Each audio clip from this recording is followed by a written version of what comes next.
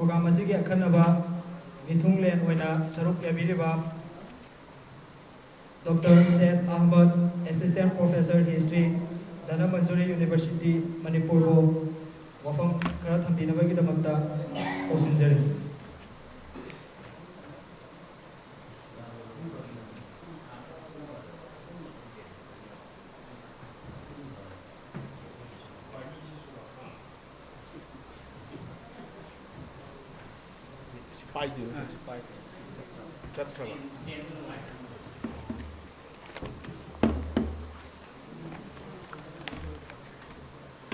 Puna makui kai kum na ba uchari chat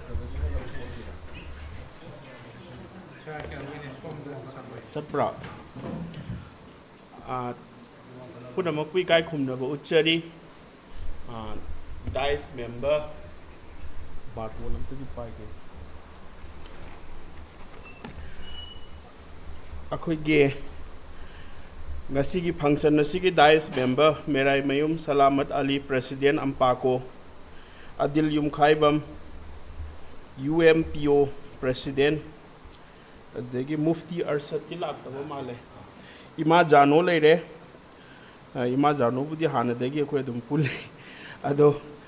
punamak pui kai khumna bu uchari ado ga ngasi tin biri ba akhoi gi tongan tongan ba community haiba tare punamak pusu ikai khumna ba uchari aigi tarap tagi ado thoidok hendok na ngasi se ngarang han la ambani koi gi president AMMPACO na historian na mawai ba aidi history gi ozani aduna khongjom lan gi wari se wari ne koi ne lido isi dis historian na mawai bani na ado aingonda resource person oi bu oina haibadagi aisi hoi hoi na yabadagi laibak phabani marik chumba history khangning bagi aibu kobirak base ado ayamna thoina hena hairubadi nate adubu aina khangjaba khara ngasigi mifam masida thamjage khongjom lan se ahan maktada ai khongjom lan ngasi akoina celebrate tawribase athauba singdubu ningsingba makoi gi thauna makoi maraibak ningba amadi makoi na leibak ki damakta kathokiba makoi gi punsi kathokiba punamaktubu ningsingbaga loinana akoina ngasigi program asidagi observe tawbasida akoina karigumba khara history makoina thengnakibadudagi akoina para karigumba khara tamgadra haibagi wakhal londa akoina observe tawbani tasengna wari dudagi kari kari akoina tamba yai haibaduni ado tamningai ngaktani ngasigi samaj se thoina hena aina hairudragasu leiriba phibam masida aikoina makoina leibak ningamba aikoina ngasi kari watibage kari tawba tangai phade haiba poto madugi poto akoi hangatna yengba darkar leibrai na khalle madugi yengakpadani saige khongjom lan se karam haina sokna khibage haibagi wari yama akoina ngasigi numit asida mafam da manipur gi mapan da sudum tawe manipur gi mafam da su kaya da su akoi gi numit asibu observe tawraga maduda kari kari thengna khiba itihas ki tangkak tu da kari kari thokiba thodok sing haibado nainaba numit amasu oi ado khongjom lan se ta sengna hairagadi achouba lan pham amagi saruk amakhaktani akoina isam samna Anglo Manipur War of 1891 hairiba adugi lan pham ama khongjom da sokna khiba lan du khaki aikoina lauthoga khongjom lan aina pauna brajabasi khoina thawai kat khiba adugum bagi lan pham du khaktani aduga masi chauna yengba ma change I kaigino khongjom lan se kamaina la ibage haiba matamda akoina mamangi wari duma amuka liba ama change aduna adwaigi potuma ai mayam sum khangminna boina program ama sillabanina khajiktang matam laujaraga resource person ama oirurabanina ai khajiktang su hangatlaga lijage soikhiba ngam khiba yauraga su mayam na ngakpi gani tasengna numit ani palan tawbase khongjom de haiba ma aikoina 23rd April ngasigi numit sida tawribasi maga Patriots Day aikoina leibak ningba numit haiba 13 August aina tawribase ani maksigi observe tawba horakbagi wari sisu yam itihasik oi haibagi maramdi numit ani se mamangda hallaman singna libada लोटना थुमना लेकाइदा करीदा observe तौरमी सरकार न मसी याम कन्ना तौदनबा होनरमी हाइबगी वारी लई अदुबो 1970 स्वाइदगिदी मसे चाउन तौगदोबनी हाइबगी इहौ अमा कन्ना लाई मदुदा 1972 दा MPP की सरकार हाइब तारे अलीमुद्दीन चीफ मिनिस्टर ओइबगी सरकार शासन सिदा अखोइगी नुमित अनी से स्टेट हॉलिडे ओइना लाउथो अनी हाइना अखोइगी ऑब्जर्व स्टेट सरकार न ऑब्जर्व तौब हौरकपसे 1972 दगिनी अदुगा यामना ऐतिहासिक ओइबना खोंगजोम डे सि तसेंगना हाइरगदी पेट्रोल्स डे गिदी मयाम ताबसु यावरमनी पेट्रोल्स डे तौगे न तौब नुमित सिदा अखोइगी सेंटर दगी मदु तौब यारोय करीगिनो मदु तौगनु अदुगुम्बा इहौगी हाइदी लेबाक निंबगी पोटसे अमुहन्ना मणिपुर दा हलकद्रा हाइबगी कीबदगी सेंटर न टेलीग्राम थारकपगी वारी युमनाम याइमा अमदी अलीमुद्दीन ना प्रेसिडेंट अमदी चीफ गेस्ट ओइरगा तौगदब फंक्शन स्टेट की फंक्शन अदु यौद्रिंगेगी ममांगदा CM बंगलोदा DGP ना लागा चिठी पिजलकपगी वारी तौगनु ओइना चिठी दो साउदना युमनाम याइमना नैखाइरगा मखोइना हाइरगा यागद्रा हाइना डस्टबिन द लंगथोअगा नुमित्तुदगी ऑब्जर्व तौरकपगी वारी अखोय अदुम खंगे अदो खोंगजोम दे से अखोइना तौरकपगी वारी Sissu ngasi mirol na khanghanningi karigino hairaga MPP na matamduda sarkar pairakanda aduga khanggadabadi MPP se supnatagi chahi amaga tha mari rom khaktang oiramgani makoina sarkar pairambase tam yam tele tienba matam sida makoina BB Giri matamdugi mari suba India gi president sibu invite tawe haibadi center na yadadana leiriba poto thawoina kauraga BB Giri se kauraga अखोइगी खेब hillock हाइदी चिंग हुजे अखोइना गसी मक state observation तौरिब मफम सिदा कौरगा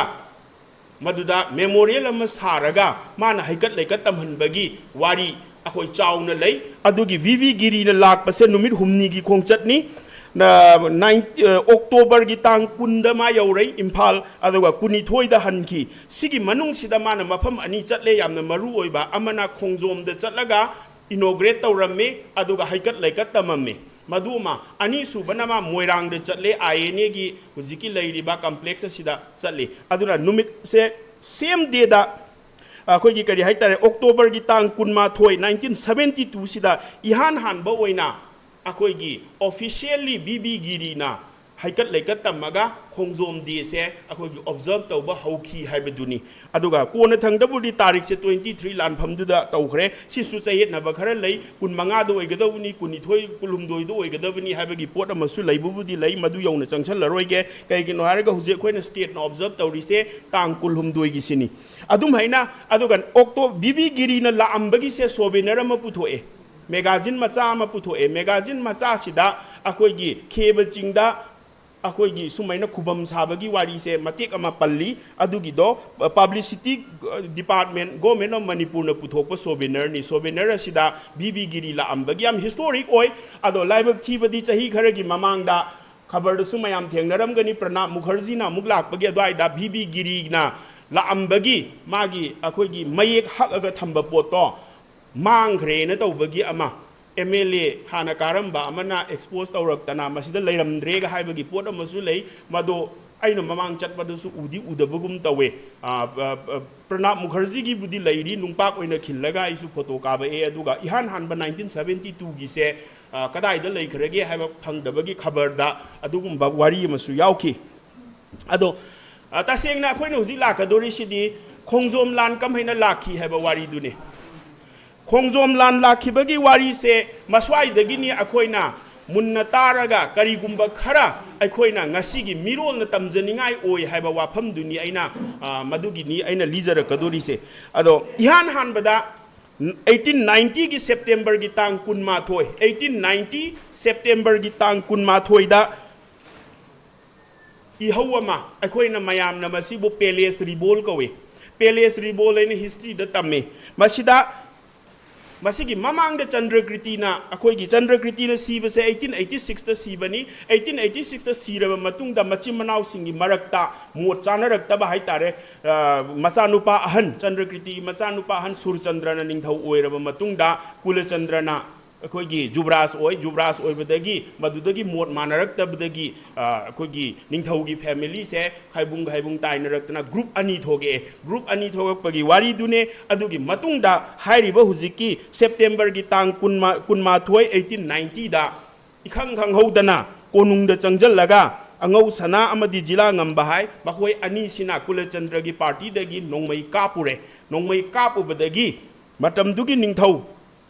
सूरचंद्र से पाखटपदगी residency हुजिकना अखोयना governor की लेरिबा मफम असे असदा British की residency लेरंबसिदा मा चेंजन खरे मागी सिबाई सिंगल लोइनना अदुदगी माना आई कीरे अदुना आई निंगथौ ओइररोय हाइबदगी आई मपान चटलगे अदुगा आई बृंदावन द चटलगे खुबम से आई थादु अमे हाइबदगी स्वाइगी वारी सिदि दुम खरसु खंगनबा यावरमनि कुलचंद्र अमदि टिकेंद्रजीत खोय कांगबुना खुबम से पाइहौरे कुलचंद्र सिना निंगथौ अदुगा जुब्रास करीना ओइरे टिकेंद्रजीत न ओइरे अदुगा पाइहौरे माना बृंदावन चतुरिने ने चखरे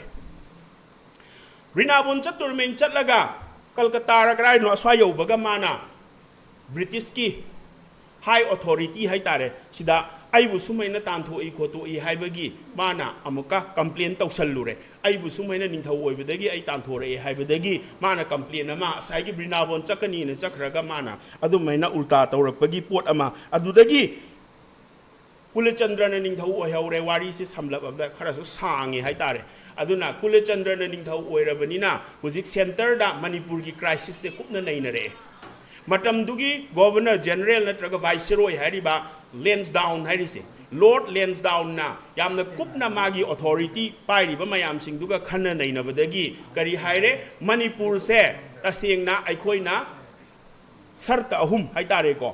सर्त अहुम थमनी सर्त अहुम दो यारगदी कुलचंद्र निंथौ ओइगनी नतब तारगदी ओइरोय अदुगी वाफम दो कनादा थारे क्विंटन थारे क्विंटन सिना मतमदुगी चीफ कमिश्नर से मणिपुर थारे सिबाईगा लोइनना मसिंग मरांगदु पंद्रगसु सिबाईगा लोइनना लाए तराम न ओए मणिपुर की निंगथौना मागी मी थादोक्तना तराम ओअगा मासे इम्फाल यौरे कोनुंग यौरे अदुगा रेसिडेंसीदा लैरे लैबा मतमसिदा माना सर्त अहुम से पूरग लाइब सर्त अहुम से करी करी नो हाइबदुनी अहानबदा पॉलिटिकल एजेंट अमना मी सिबाई चहुम थमगदवनी हाइबा अनि सुबना अखोइगी पॉलिटिकल एजेंट की एडवाइस की मतुंग इन मणिपुर की एडमिनिस्ट्रेशन शासन से तौगदवनी हाइबा अमा अहुम सुबना टिकेंद्रजीत से फारगा मासे मपानदा तांथोखिबा मणिपुर की मपानदा थादोखिबा हाइबनी सिगी सर्त अहुम से ngamba taragadi कुलचंद्र नंग निंगथौ ओइबे यागनी हाइबनी अदुना मसिगी पोची पूरगा लाए लाकपसे हाइदोक्ते माना यौरकपगा यौरइबा नुमितसिना तांग मार्च की तांग 22 दा मा यौरए को अयुक्ता यौरए ब्रेकफास्ट चाबगा माना खुदक्ता नुंथिंदा दरबार अमा फमगनी रेसिडेंसी दाइ हाइदि गवर्नर की मफम असिदा मिफम अमा फमगनी मिफम सिदा कुलचंद्र अमदी मागी मची मनाव पुनमक शासन तौरिबा मिनिस्टर करी करी पुनमक लागा दरबार से यावगदवनी हाइबदगी चीफ कमिश्नर की ऑर्डर निना निंगथौसिंगसिसु मीटिंग से पुंग 12 नंगनबा लाए लाकपसिदा करम हैना तौगे हाइबा मतमसिदा मसिदा लंबियन द लेभल्ली हाय याम कुइना मकोइसे लंबी अंद कुइना लेभल्लगा लैबसिदा करीगिनो लेभल्ली से हाइबगी मखोइद चिंगनबा अमसु यावरए चंगहनदे मनुंगदा अदगी कुल हाइदि निंगथौदु फावबा यामना इज्जत लैतबा मवोंगदा ट्रीट तौबा की मवोंग अमा उरे मद्वाइदनी अखोइना स्पाई अमखक यावरइसे टिकेंद्रजीत की एसोसिएट ने हाइबा यामना कोई कई हाइतारे अखोइना दासु सरदार हाइबा नुपासे मागी वारी आई कोना हाइबेतंग लीजरके मासे टिकेंद्रजीत न थाजल्ले हाय थाजल्लकांदा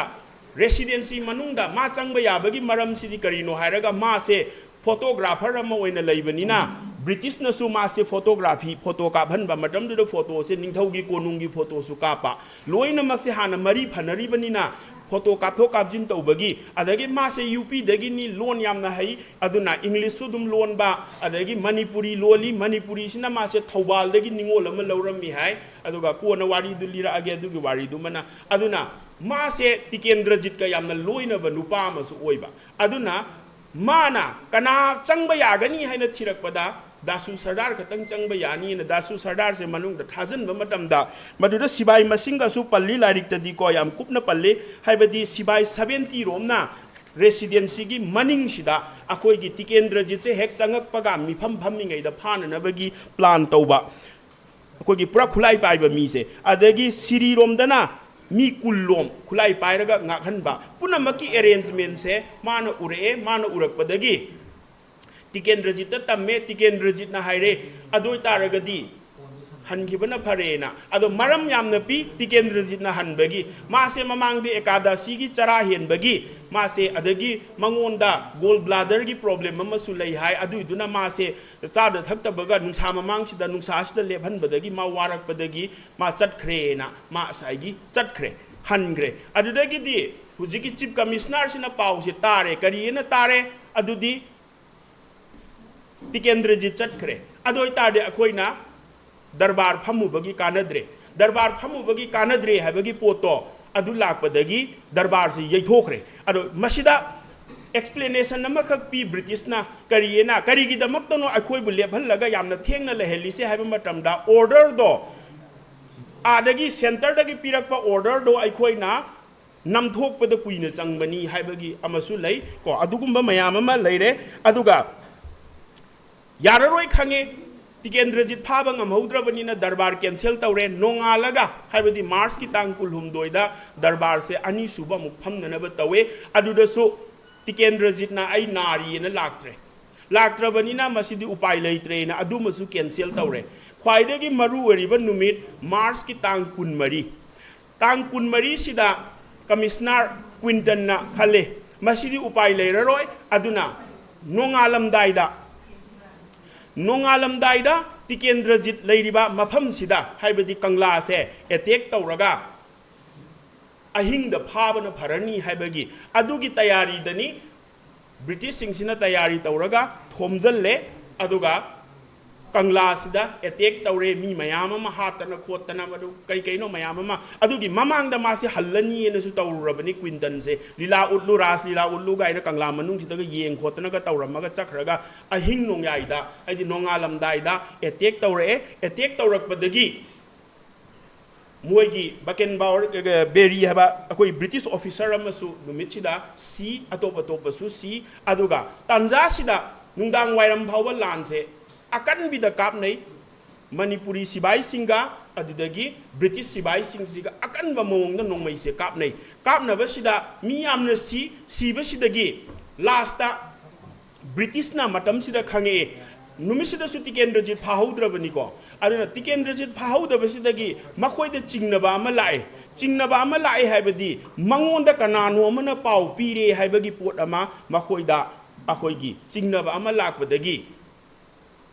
मखोइना मसिदी कना ओइनी हाइबा मतमदा असाइगी दासु सरदार ओइगनी हाइबगी पोतुने अदुना दासु सरदार से नुंदांग वाइरम तांग कुनमरी की मार्च की नुंदांग वाइरमदा असाइगी मना इंखोलेना मना ओइना पीबा सुरचंद्रना पिरमबने हाय मना इंखोलेना असिदा मासे मागी मयुम ताना चटलगा मासे फारगा पुखरे मयुम मई थारे मचा नुपी अनि मसम पुंजल्लगा मैनुंग द लंगजल्ले हाटले मागी नुपी बुना मखोंदरा मखुतरा कइनो थांगना यानबद सोए चेन खरे कोना थंग मयुम अपतोप अमदा पाले अदुगा दासु सरदार बुना अखोगी पुरैरोंबा खोंनांग मखोंग अस्वाइदा पुरगा अस्वाइगी मफम हाय लेकाय अदुदा पुरगा मासे मतुप मतुप कागा हाटपगी वारी दुनी अदो हाइरिबा वारी सिंगसे कदाइदा फंगबगे हाइबा मतमदा मासे स्पाई नी हाइबसे ब्रिटिश की अकाउंट दा या मयेक सेंगना यावे दासु सरदार से स्पाई ओइबगी हाटपनी हाइबा पोतुमा अदगी अमना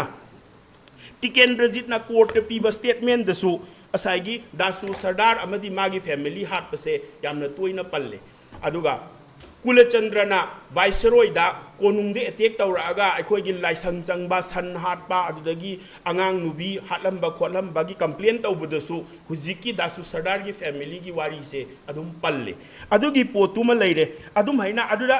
ꯏꯃꯥꯟꯅꯕ ꯑꯃꯅ ꯍꯥꯏ ꯌꯥꯝꯅ ꯉꯛꯏꯌꯦꯅ ꯀꯩꯒꯤꯅꯣ ꯍꯥꯏꯔꯒ ꯗꯥꯁꯨ ꯁꯔꯗꯥꯔꯒꯤ ꯔꯣꯜꯁꯦ ꯃꯌꯦꯛ ꯁꯦꯡꯅ ꯑꯃꯠꯇ ꯄꯟꯗꯦ ꯃꯃꯤꯡꯗꯤ ꯑꯗꯨꯝ ꯄꯜꯂꯤ ꯕ꯭ꯔꯤꯇꯤꯁꯀꯤ ꯑꯦꯀꯥꯎꯟꯗ ꯄꯜꯂꯤ ꯑꯗꯣ ꯌꯥꯝꯅ ꯉꯛꯏꯕꯗꯤ ꯅꯨꯃꯤꯠꯇꯨꯗ ꯃꯥꯅ ꯄꯥꯎꯁꯦ ꯄꯤꯔꯝꯗ꯭ꯔꯕ ꯃꯥꯅ ꯃꯅꯨꯡꯗ ꯆꯪꯉꯒ ꯄꯥꯎꯁꯦ ꯄꯤꯔꯝꯗ꯭ꯔꯒ ꯇꯤꯀꯦꯟꯗ꯭ꯔꯖꯤꯠꯅ ꯗꯔꯕꯥꯔ ꯐꯝꯃꯨꯔꯒ ꯅꯨꯃꯤꯠꯇꯨꯗ ꯑꯗꯨꯝ ꯐꯥꯔꯝꯕꯁꯨ ꯌꯥꯏ ꯑꯗꯨ ꯑꯣꯏꯇꯥꯔꯒꯗꯤ ꯑꯩꯈꯣꯏꯒꯤ ꯈꯣꯡꯖꯣꯝ ꯂꯥꯟ ꯅꯠꯇ꯭ꯔꯒꯅ 1891ꯒꯤ ꯂꯥꯟꯁꯦ ꯉꯟꯇꯥꯅ ꯂꯣꯏꯁꯤꯜꯂꯝꯕꯁꯨ ꯌꯥꯏ ꯑꯗꯨꯒꯤ ꯄꯣꯠ ꯑꯃꯁꯨ ꯑꯗꯨꯝ ꯂꯩ ꯍꯤꯁꯇ꯭ꯔꯤ ꯍꯥꯏꯕꯁꯦ ꯉꯁꯥꯏꯒꯤ ꯁꯨꯒꯨꯝꯕꯒꯤ ꯄꯣꯁꯤꯕꯤꯂꯤꯇꯤꯁꯨ ꯑꯗꯨꯕꯨ ꯅꯨꯃꯤꯠꯇꯨꯗ ꯐꯥꯍꯧꯗꯕꯅꯤꯅ ꯂꯥꯟꯁꯦ ꯃꯊꯪ ꯆꯠꯈ꯭ꯔꯦ ꯑꯗꯨꯗꯒꯤ 24 ꯃꯥꯔꯆꯅꯤ ꯑꯩꯅ ꯉꯁꯥꯏ ꯍꯥꯏꯔꯝꯕꯗꯣ ꯑꯗꯨꯅ ꯂꯥꯟꯁꯦ ꯂꯦꯞꯑꯁꯤ ꯍꯥꯏꯔꯦ ꯕ꯭ꯔꯤꯇꯤꯁꯅ ꯍꯥꯟꯅ ꯍꯥꯏ ꯀꯩꯒꯤꯅꯣ ꯔꯦꯁꯤꯗꯦꯟꯁꯤꯗ ꯑꯦꯇꯦꯛ ꯇꯧꯕ ꯍꯧꯔꯛꯑꯦ ꯃꯈꯣꯏꯒꯤ ꯂꯩꯐꯝꯁꯤꯗ ꯃꯅꯤꯄꯨꯔꯒꯤ ꯂꯥꯟꯃꯤꯁꯤꯡꯅ ꯑꯦꯇꯦꯛ ꯇꯧꯕ ꯍꯧꯔꯛꯑꯦ ꯑꯦꯇꯦꯛ ꯇꯧꯕ ꯍꯧꯔꯛꯄꯗꯒꯤ ꯌꯥꯝꯅ ꯀꯟꯅ ꯂꯥꯟꯁꯦ ꯀꯟꯈꯠꯂꯛꯄꯗꯒꯤ ꯅꯨꯡꯗꯥꯡ ꯋꯥꯏꯔꯝ ꯌꯧꯔꯛꯄꯗ ꯑꯩꯈꯣꯏ ꯂꯥꯟꯁꯦ ꯇꯣꯛꯑꯁꯤ ꯋꯥꯔꯤ ꯑꯣꯏꯅ ꯁꯥꯟꯅꯔꯁꯤ ꯍꯥꯏꯕꯗꯒꯤ ꯑꯗꯨꯒꯤ ꯋꯥꯔꯤꯗꯨꯅꯤ ꯉꯁꯥꯏꯒꯤ ꯅꯨꯡꯗꯥꯡ ꯑꯊꯦꯡꯕ ꯍꯥꯏꯇꯥꯔꯦꯀꯣ ꯈꯔ ꯊꯦꯡꯊꯔꯛꯄꯁꯤꯗ ꯀꯣꯅꯨꯡꯗ ꯀꯧꯔꯦ ꯕ꯭ꯔꯤꯇꯤꯁ 5 ꯆꯪꯉꯛꯑꯦ ꯕ꯭ꯔꯤꯇꯤꯁ 5ꯗꯨꯒꯤ ꯃꯃꯤꯡ ꯑꯩ ꯍꯥꯏꯐꯦꯠꯇꯪ ꯄꯟꯖꯔꯝꯒꯦ ꯁꯨꯝ ꯋꯥꯔꯤꯁꯦ ꯃꯄꯨꯡ ꯐꯥꯕ ꯑꯣꯏꯅ ꯑꯩꯈꯣꯏꯒꯤ ꯀ꯭ꯋꯤꯟꯇꯟ ꯂꯩꯔꯦ ꯀꯣ ꯆꯤꯐ ꯀꯃꯤꯁꯅꯔ ꯑꯗꯒꯤ ꯃꯇꯝꯗꯨꯒꯤ ꯒ꯭ꯔꯤꯝꯋꯨꯗ ꯃꯤꯁꯦꯁ ꯒ꯭ꯔꯤꯝꯋꯨꯗꯁꯦ ꯑꯩꯈꯣꯏꯒꯤ ꯀꯔꯤꯅꯤ ꯄꯣꯂꯤꯇꯤꯀꯦꯜ ꯑꯦꯖꯦꯟꯅꯤ ꯃꯥꯒꯤ ꯅꯨꯄꯤꯅ ꯑꯩꯈꯣꯏꯅ ꯌꯥꯝꯅ ꯃꯃꯤꯡ ꯆꯠꯂꯤꯕ ꯃꯤꯁꯦꯁ ꯒ꯭ꯔꯤꯝꯋꯨꯗ ꯍꯥꯏꯗꯨꯅꯤ ꯑꯗꯨꯒ colonial skin haiba amane G Gosins haiba ama Cosins haiba amane Lieutenant Simpson haiba amane aduga Gurkha macha Bengun khongba amane makhoi manga se masi akhoi gi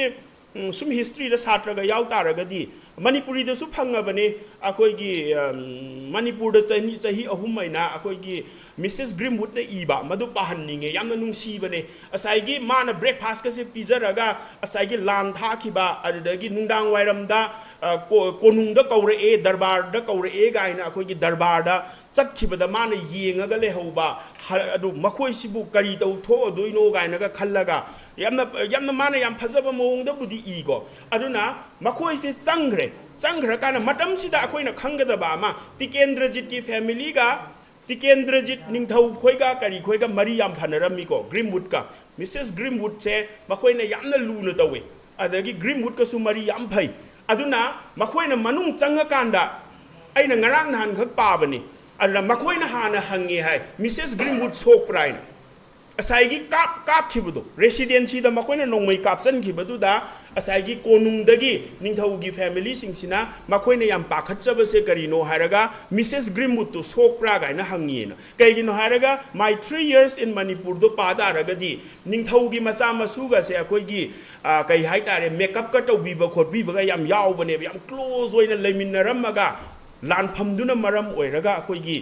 ꯎꯄꯥꯏ ꯂꯩꯅꯗꯕꯗꯒꯤ ꯌꯦꯛꯅꯕ ꯑꯣꯏꯔꯛꯄꯒꯤ ꯁꯤꯆꯨꯋꯦꯁꯟꯗꯣ ꯑꯗꯣ ꯋꯥꯔꯤ ꯁꯥꯟꯅꯕꯩ ꯋꯥꯔꯤ ꯃꯌꯥꯝ ꯂꯣꯏ ꯇꯥꯔꯝꯕꯅꯤ ꯈꯨꯂꯥꯏ ꯊꯝꯃꯣ ꯍꯥꯏꯕꯅꯤ ꯍꯟꯈꯤꯒꯦ ꯍꯥꯏꯕꯅꯤ ꯑꯩꯈꯣꯏ ꯍꯟꯈ꯭ꯔꯒꯦ ꯍꯥꯏꯗꯤ ꯈꯨꯂꯥꯏ ꯊꯝꯃꯒ ꯍꯜꯂꯨ ꯍꯥꯏꯕ ꯈꯣꯠꯅꯔꯛꯄꯗꯒꯤ ꯃꯨꯛꯅꯕꯗ ꯈꯨꯂꯥꯏ ꯊꯝꯕꯗꯤ ꯊꯝꯃꯣꯏ ꯍꯥꯏꯕꯗꯒꯤ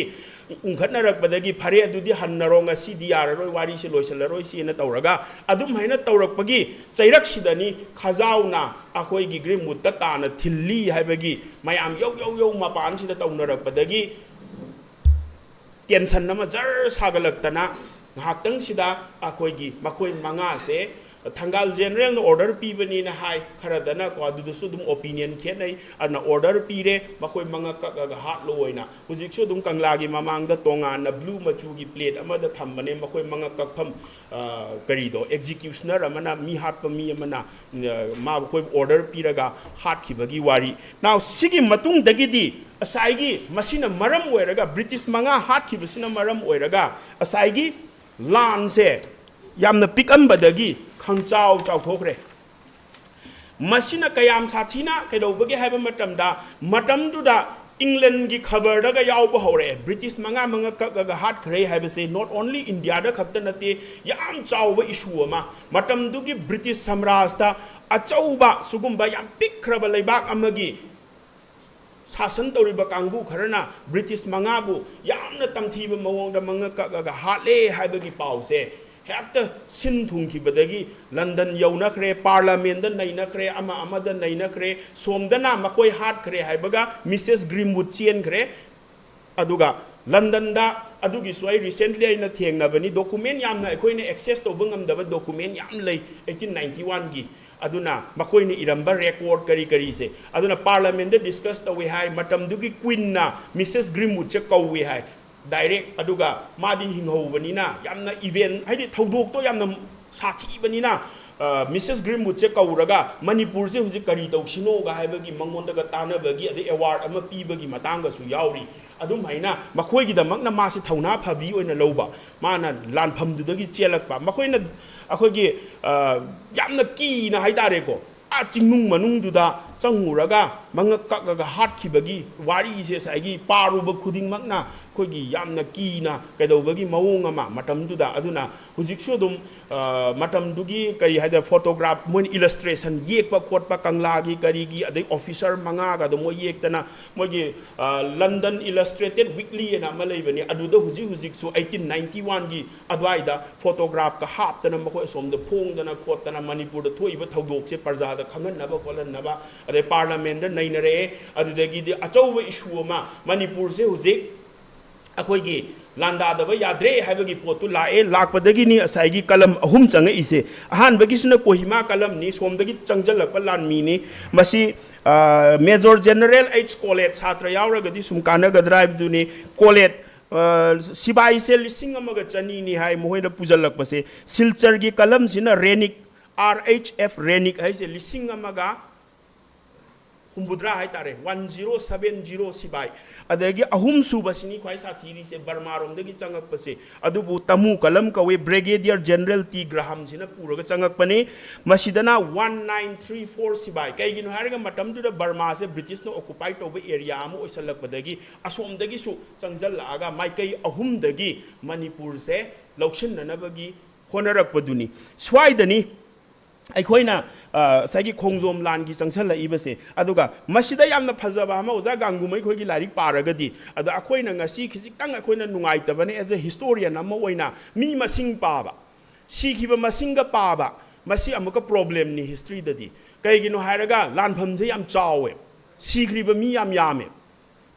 अखोइ स्वाइददी कुन्नी कुंथ्रानी निफुनी न पानदना लेरेबको मसिगी पोचिसु अखोइगी तुंगी मिरोलदा यामना क्वेश्चनेबल ओइरकपा लानफम अदुक चावबा लान मफम मफम द सोकनरीनी अहुमक चंगा इसे लोइनमक कईदा खोंगजोम द सोकनबा नतीबा मफम मफम दुगी चंगक चंगक मफम दुदा लान सि सिबाई थारा थारा ग सोकनखरीनी अदुना कैसु नतबदा अखोइना मसिंग थीनबगी पोट अमा दोइ कोना हाइजरके अदुना महाराजना मतमसिदा लाउथुए ना गांगुमै कामैगी द यावबने मणिपुर से येकनबना लांदारा येकनबसे याम कल्ली अदुना मिपुम खुदिंगमा वॉलंटियर ओइना थोकपीरा ओइना अखोइ हुजिका तौनरी सुमैना निंगथौना लावे हाय अदोइ तारगदी क्वेश्चन से मी खरा खक्तंग ओइरमगद्रा हाइबदुनी पुनमक थोगकप ताबनी अंग्रेज सिंग लान सोकनरे अदुना वॉलंटियर ओइना नुपा सिंग लोइना खुजु खुलाइ पुरगा थोकपीरा ओ हाइबगी लाउथोकपसे गांगुमै कामैगी लारिकता याम फजना यावबनी अदोइ तारगदी अदवाइदने आइना मी कुंथ्रानी निफुने न पाबसे हिस्ट्री गी ओइना दि मसी यामना सोइब्राइना खनलिसे अदुना महाराजना थाबदा मी 700 मी 400 हाना थाई 400 से माइपाक सना लोकेंद्र बिरजित सिंह हाइसिना लुचिंगबा वांखैराकबा अमदी येनखोइबा मेजोर हाइसे सिसिना कदाइदा थाखरिबा मी 400 से मखारोमदा साउथलोमदा हाइबदी खोंगजोमोम साइड तमुरोम साइड की लाइबा चंगा इबदो थेंगननबा थाबनी अदुदा मसिदा याउरिबसे मखाताना अमुका मी चामरी अमुका सिबाइ चामरी अमुक सेमगा थाइ थारिबसिगी लुचिंगबसिनी पाउना ब्रजबासी अमदी चोंगथाम मिया हाइसे अदर पाउना ब्रजबासी का चोंगथाम मियागा से सिबाई चामरी रीइंफोर्समेंट ओइना थाखरि ममांगी थाखरि बदुगी मतेंग पांगननबा अमुका हन्ना थाजनबनी उपाय लेरक्तबदगी अदुना अनीसुबगी पाउना ब्रजबासी खोइगी सिबाई कांगबुसिनी खोंगजोमदा अखोइगी संग्रीजे अदुगा मखोइसे खोंगजोम तुरेन मपानदा लांगोइ चलगा अखोइगी आर्ट हाइको लेबाकना चंखटलगा मखोइसे अदुदा लुम्मगा ब्रिटिश सिंगसिगा लान थेंगननबगी रेडी द लेबनी हाय मखोइसे अदुम हैना यावे अदो ब्रिटिश सिंगदी लेप लेतना सुम चंगजलए साउथ लोम की वारी नी को सोमदगी बर्मा अखोगी बर्मा रोम साइड दगी पलेल चंगजल एम होय पलेल ऑक्युपाई तौखरे पलेल दगी कक्चिंग से तांग कुलहुमदोय अप्रैल हाय कक्चिंग सी महोयना कैदौरे कक्चिंग हेक लोइबगनी मखोयना खोंगजोम दा हाइजले लांगथेल यौसले सुमायना मथंग यौसलकबदगी खोंगजोम की लानफम से सोकनरे तांग कुलहुमदोय अप्रैल को 23 अप्रैल 1891 दा मसिदा असाइगी मस्वाइदसु वारी से दुम यामी खुलाई वाले पीयू हाइबद पीदे हाइबगी पोट अमसु दुम लई अदुना याम वाना उपाय लेतदना खुलाई यावरक्तबदगी हैंड टू हैंड फाइट हाइबनी इंग्लिश ता खुद का दुम अफंग पांफुद फूनबगी मवोंदा लानफम से सोकनबा खुलाई वाटपदगी अदुगी पोतुमा अदुना हैंड टू हैंड फाइट एना लारिकता दुम यावे अदुना खोंगजोम गी लान से यामना तमथीबा लान अमा ओइखिबा असै खुलाई दि वाटपा अदुगा याम चावबो फोर्स ब्रिटिश की फोर्स सिगा थेंगनरकबा अदुदा सिदा सिरिबसे सिदा आर्ट फोर्ट हाई को आर्ट फोर्ट ऐसे अखोइना हारगना लैबाकना चंजनबदुनी खोगी नोंमै काबा असुमदुदा ngaktoknanaba adugi manungda leiba mapanda leiba sida ani thoe 76 haidi humbudra tarukna leipaki mapan manungda leiba se si hai 76 si hai aduga 52 na asaigi mapanda si hai sida ta bhawa mido yam gre series se aduna 76 ki record ama lei amana 52 na mapanda fort sigi aduga numit simakta da pauna brazabasi sire हुजे अखोइना मागी करीनी अखोगी Khongjom the लेरिबसे अदो लेबाकी दमक्ता मा थवाई थारे अदुगा मागा थाबसिदा अतोपसु यावरी खुंबोंग majeure Chinglen सना Loitongbam जमानदार मखोइसु लोइने सीरे leader मयाम मा majeure कया सीरे जमानदार कया सीरे अदुगा चोंगथामिया की सम नुंगाइबा वारी इंखौरेन आई लीजरके कनागुमना मसी मुस्लिम नेसु हाइबे यावे मदुदुगी वारी दुमा अरे चोंगथामिया से खोंगजोमदगी मादी नानथोगा चेनखरे चेन भाइसे लान से उपाय लेरक्तबदगी चेन मने कोना थंगदा ब्रिटिश ना मासी फारे माई वारी दु माई लास्ट तबके अदुगी मथंगदा अखोइगी थौबाल अथोकपम की लानफम अमा सिसु याम साथीबा लानफम अमनी अदो ngarang nan kuidri date 26 की अप्रैल दा अदु दसु ऑब्जर्व तौखरे हानदी पांगना तौरमदबनी पिकना तौरमबनी हनकि चावना तौरे अदुना थौबाल अथोकपम गिसिना लंबियन की नाकंदा लैबनी मदुदा नुंपाक अमदे इबनी मैक्सवेल न इरमबनी अखोइगी तसेंगना माने इरमिसिदी मदुदा ब्रिटिश सिंगसिना मणिपुर की अचौब लानमी कयागा लान थेंगनखिबदा मथवाई थाखिबा अदुदगी मखोइगी मथौना सिंगदुबु थारगा इबा पोट अमनी अदुगी मतांगसिदा अइना हाइफेतंग पंजनिंग से अप्रैल की तांग 16 सिदा अथोकपम की लानफम से यामना ममिंग चटले मसिदा लिड तौरिबा कमांडर से लेफ्टिनेंट CJW ग्रांट मा से सिगी लानफम सिगी दमकता ब्रिटिश की ख्वाइदगी चावबा मिलिट्री अवार्ड विक्टोरिया क्रॉस से फंगे विक्टोरिया क्रॉस से मंगोंदा कोन पी लानफम सिदा मा मंगक्ता नोंमैना पालेब्रे कैनो हाय अदो मा से अखोइगी दोलाई तौरगा पुथोरक्तना लानफम दगी अदुगी अयेक बसु लेबने अखोइगी अदगी मदुदा चटलुबा ब्रिटिश यावरुरिबा सिबाई सिंगदो अदुसु मखोइगी फोटोगा सु लोन यावबने इंडियन गाक्तनी सोकनरिबा मी सिंगदुदी लान मी सिंगदुदी इंडियन ना यामने कमांडर दु खक्तनी ब्रिटिश ओइसे अदुना अदुगी पोट अमा मफम सिदा ब्रिटिश की लान मी यामना यामदे हाय अदुगा मणिपुरी गिना मी चनिपाल लोमनी हाय मसिदा सेनापति अंगौ सना अदुगा निंगथौ मचा यास्कुल लाकपा अमदी मागी मचानुपा संगोई सना यास्कुल लाकपगा संगोई सनादी मचिमना मपा मचानी मखोय अनि से मपा मचा अनिमक लानफम सिदा सीरे अदो मस्वाइदा आइना सिनी तसेंगना असाइगी वारीदी अखोइगी याम सांगबा वारी अमनी मसिगी से लानफम यामी अखोइना खोंगजोम दे ओइबगी खोंगजोम की वारी दु खक्तने सोम लाइन दसु अखोइगी कई हाइतारे नॉर्दर्न साइड लोम चंगकपदा लान सोकनबगी वारी अदगी सिलचर की कलम न चंगकपदा लान सोकनबगी वारी से यामखरे अदुबु अखोइना मेन फोकस से खोंगजोमदना अयाम पीखरे कईगिनो हारगा ख्वाइदगी साथीना सोकनखिबा लानफम से खोंगजोमदनी एना लौनै अदुगा मदुदा थवाई कटखरिबा पाउना ब्रजबासी से अखोइना ngasi मागी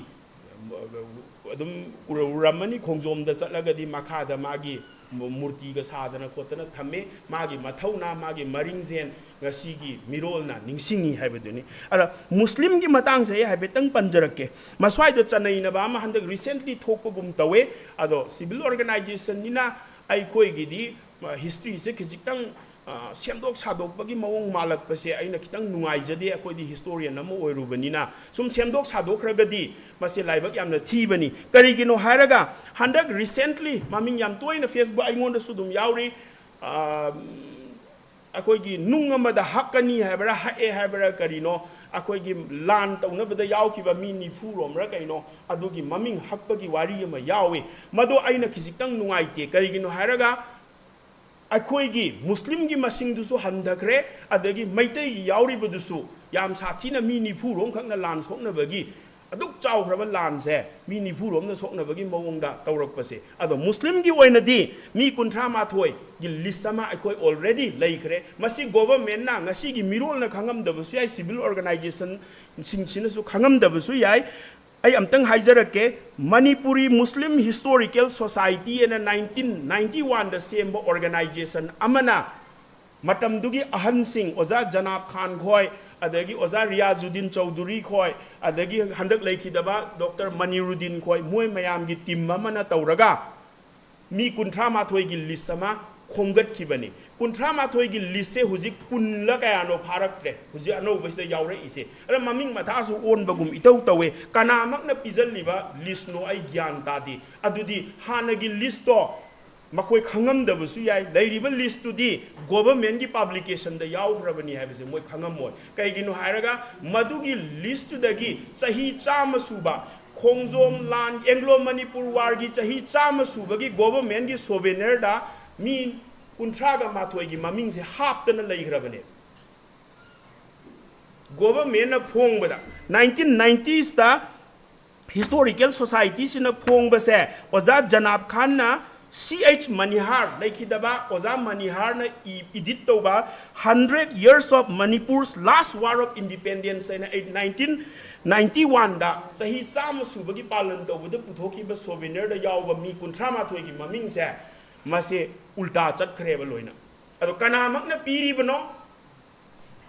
करम अथॉरिटी दा मदुगी लिस्ट तो थोग इबनो हाइबसु आई ज्ञान दी तादे अदुगा रिकॉर्ड टुदी तसेंगना ओरिजिनल डॉक्यूमेंट दुदे अखोइदो आइंगोंदसु लैबा सि मखोइना थेंगनरमदबसु याइबसे 100 years की सिगी लैखरे अना हिस्ट्री से सुमाइना ngahak leitana semdokpa manbasisu akoina khajiktang pamde karigino hairaga ngahaleiragana maming amu onthok amadamu amada onjan sigi thabukse tawsu tawhanning de aduga mi khara khakna lan soknabasu nati saina panjakhribadune yam sathina yame aduna ai mamang da sudum salamat so haibane unsung haibase masina kwaidei phayen khanghouba punamak mama लेबाकी दमकता इमा लेबाकी दमकता थवाई cut खरबा सिंह हाइबना फै मद कुंथ्रा आइना खोइना सुम पल्लगा यामना पिक्सनबा मवोंगदा मी कुंथ्राना लान सोकनरम बायब्रा रोमदा तारकपा तारगदी अखोइगी करिसे tribute से अखोइना पीरिबा इकाई खुमनबसे मपुंग फादी ना इना खंजबगी वानी मसी आइगी मोटनी तोंगानबसु लैजरमगनी मसीगी मनुंगदा साइगी 38 सिगी मनुंगदा शेर शाह एलाइस चिबांदो कुट ऐसे मकक मयुमनी हाय लिलोंग लेहाव खोंगदगिनी मा नोंगमैना पाले कक्चिंग पलेल बॉर्डर दा मा से कमैना तौगे हाबा मतमदा मागी मोंगफम से कदाइदा लैगे हाबा मतमदा हुजे पलेल गिदे हे चटनरीदो अदुदा लै हाय अदुसु अखोइना गवर्नमेंट की अयाब यादी मधुगी कई हाइटारे मेमोरियल अखोना थम्बीबा याय मधुगी पोतुमा लेरे अदुना मसी अदुगा यामना नुंगाइरिबदी शेर शाह से चिबांदो कुट हारिबा लिलोंग मचा से मागी मनाव नुपा अनीसु ममिंग पीरी यूसुफ अली खोया अली येना कोया अली मकोय अनीसु लानफम सिदा यावी हाय सुमैना तौरे अदो इसम समना सिदा यामना नुंगाइबा वारी अमखा थेंगनबरदी खंगदेको ब्रिटिश ना हुजिक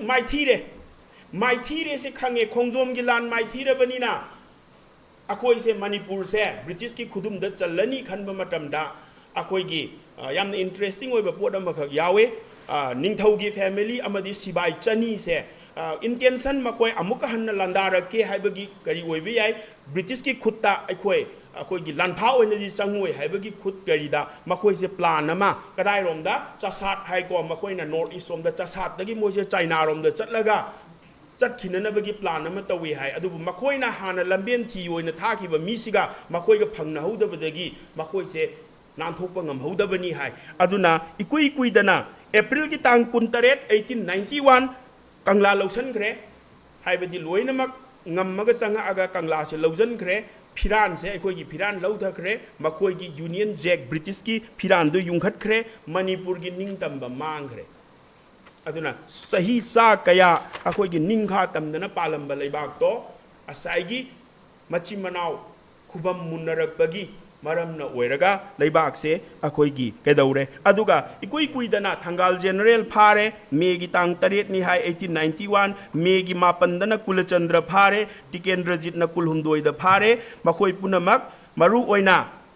trial tawe trial sisu yam nungai wari yam sangani madugi wari se Bengali macha ma dukandar amana tikendrajit ki statement si ihalle hai yam maung ta dana tikendrajit se saigi mangonda akoi gi ukin aphaba maga pibi dabi mana thamningi ba poto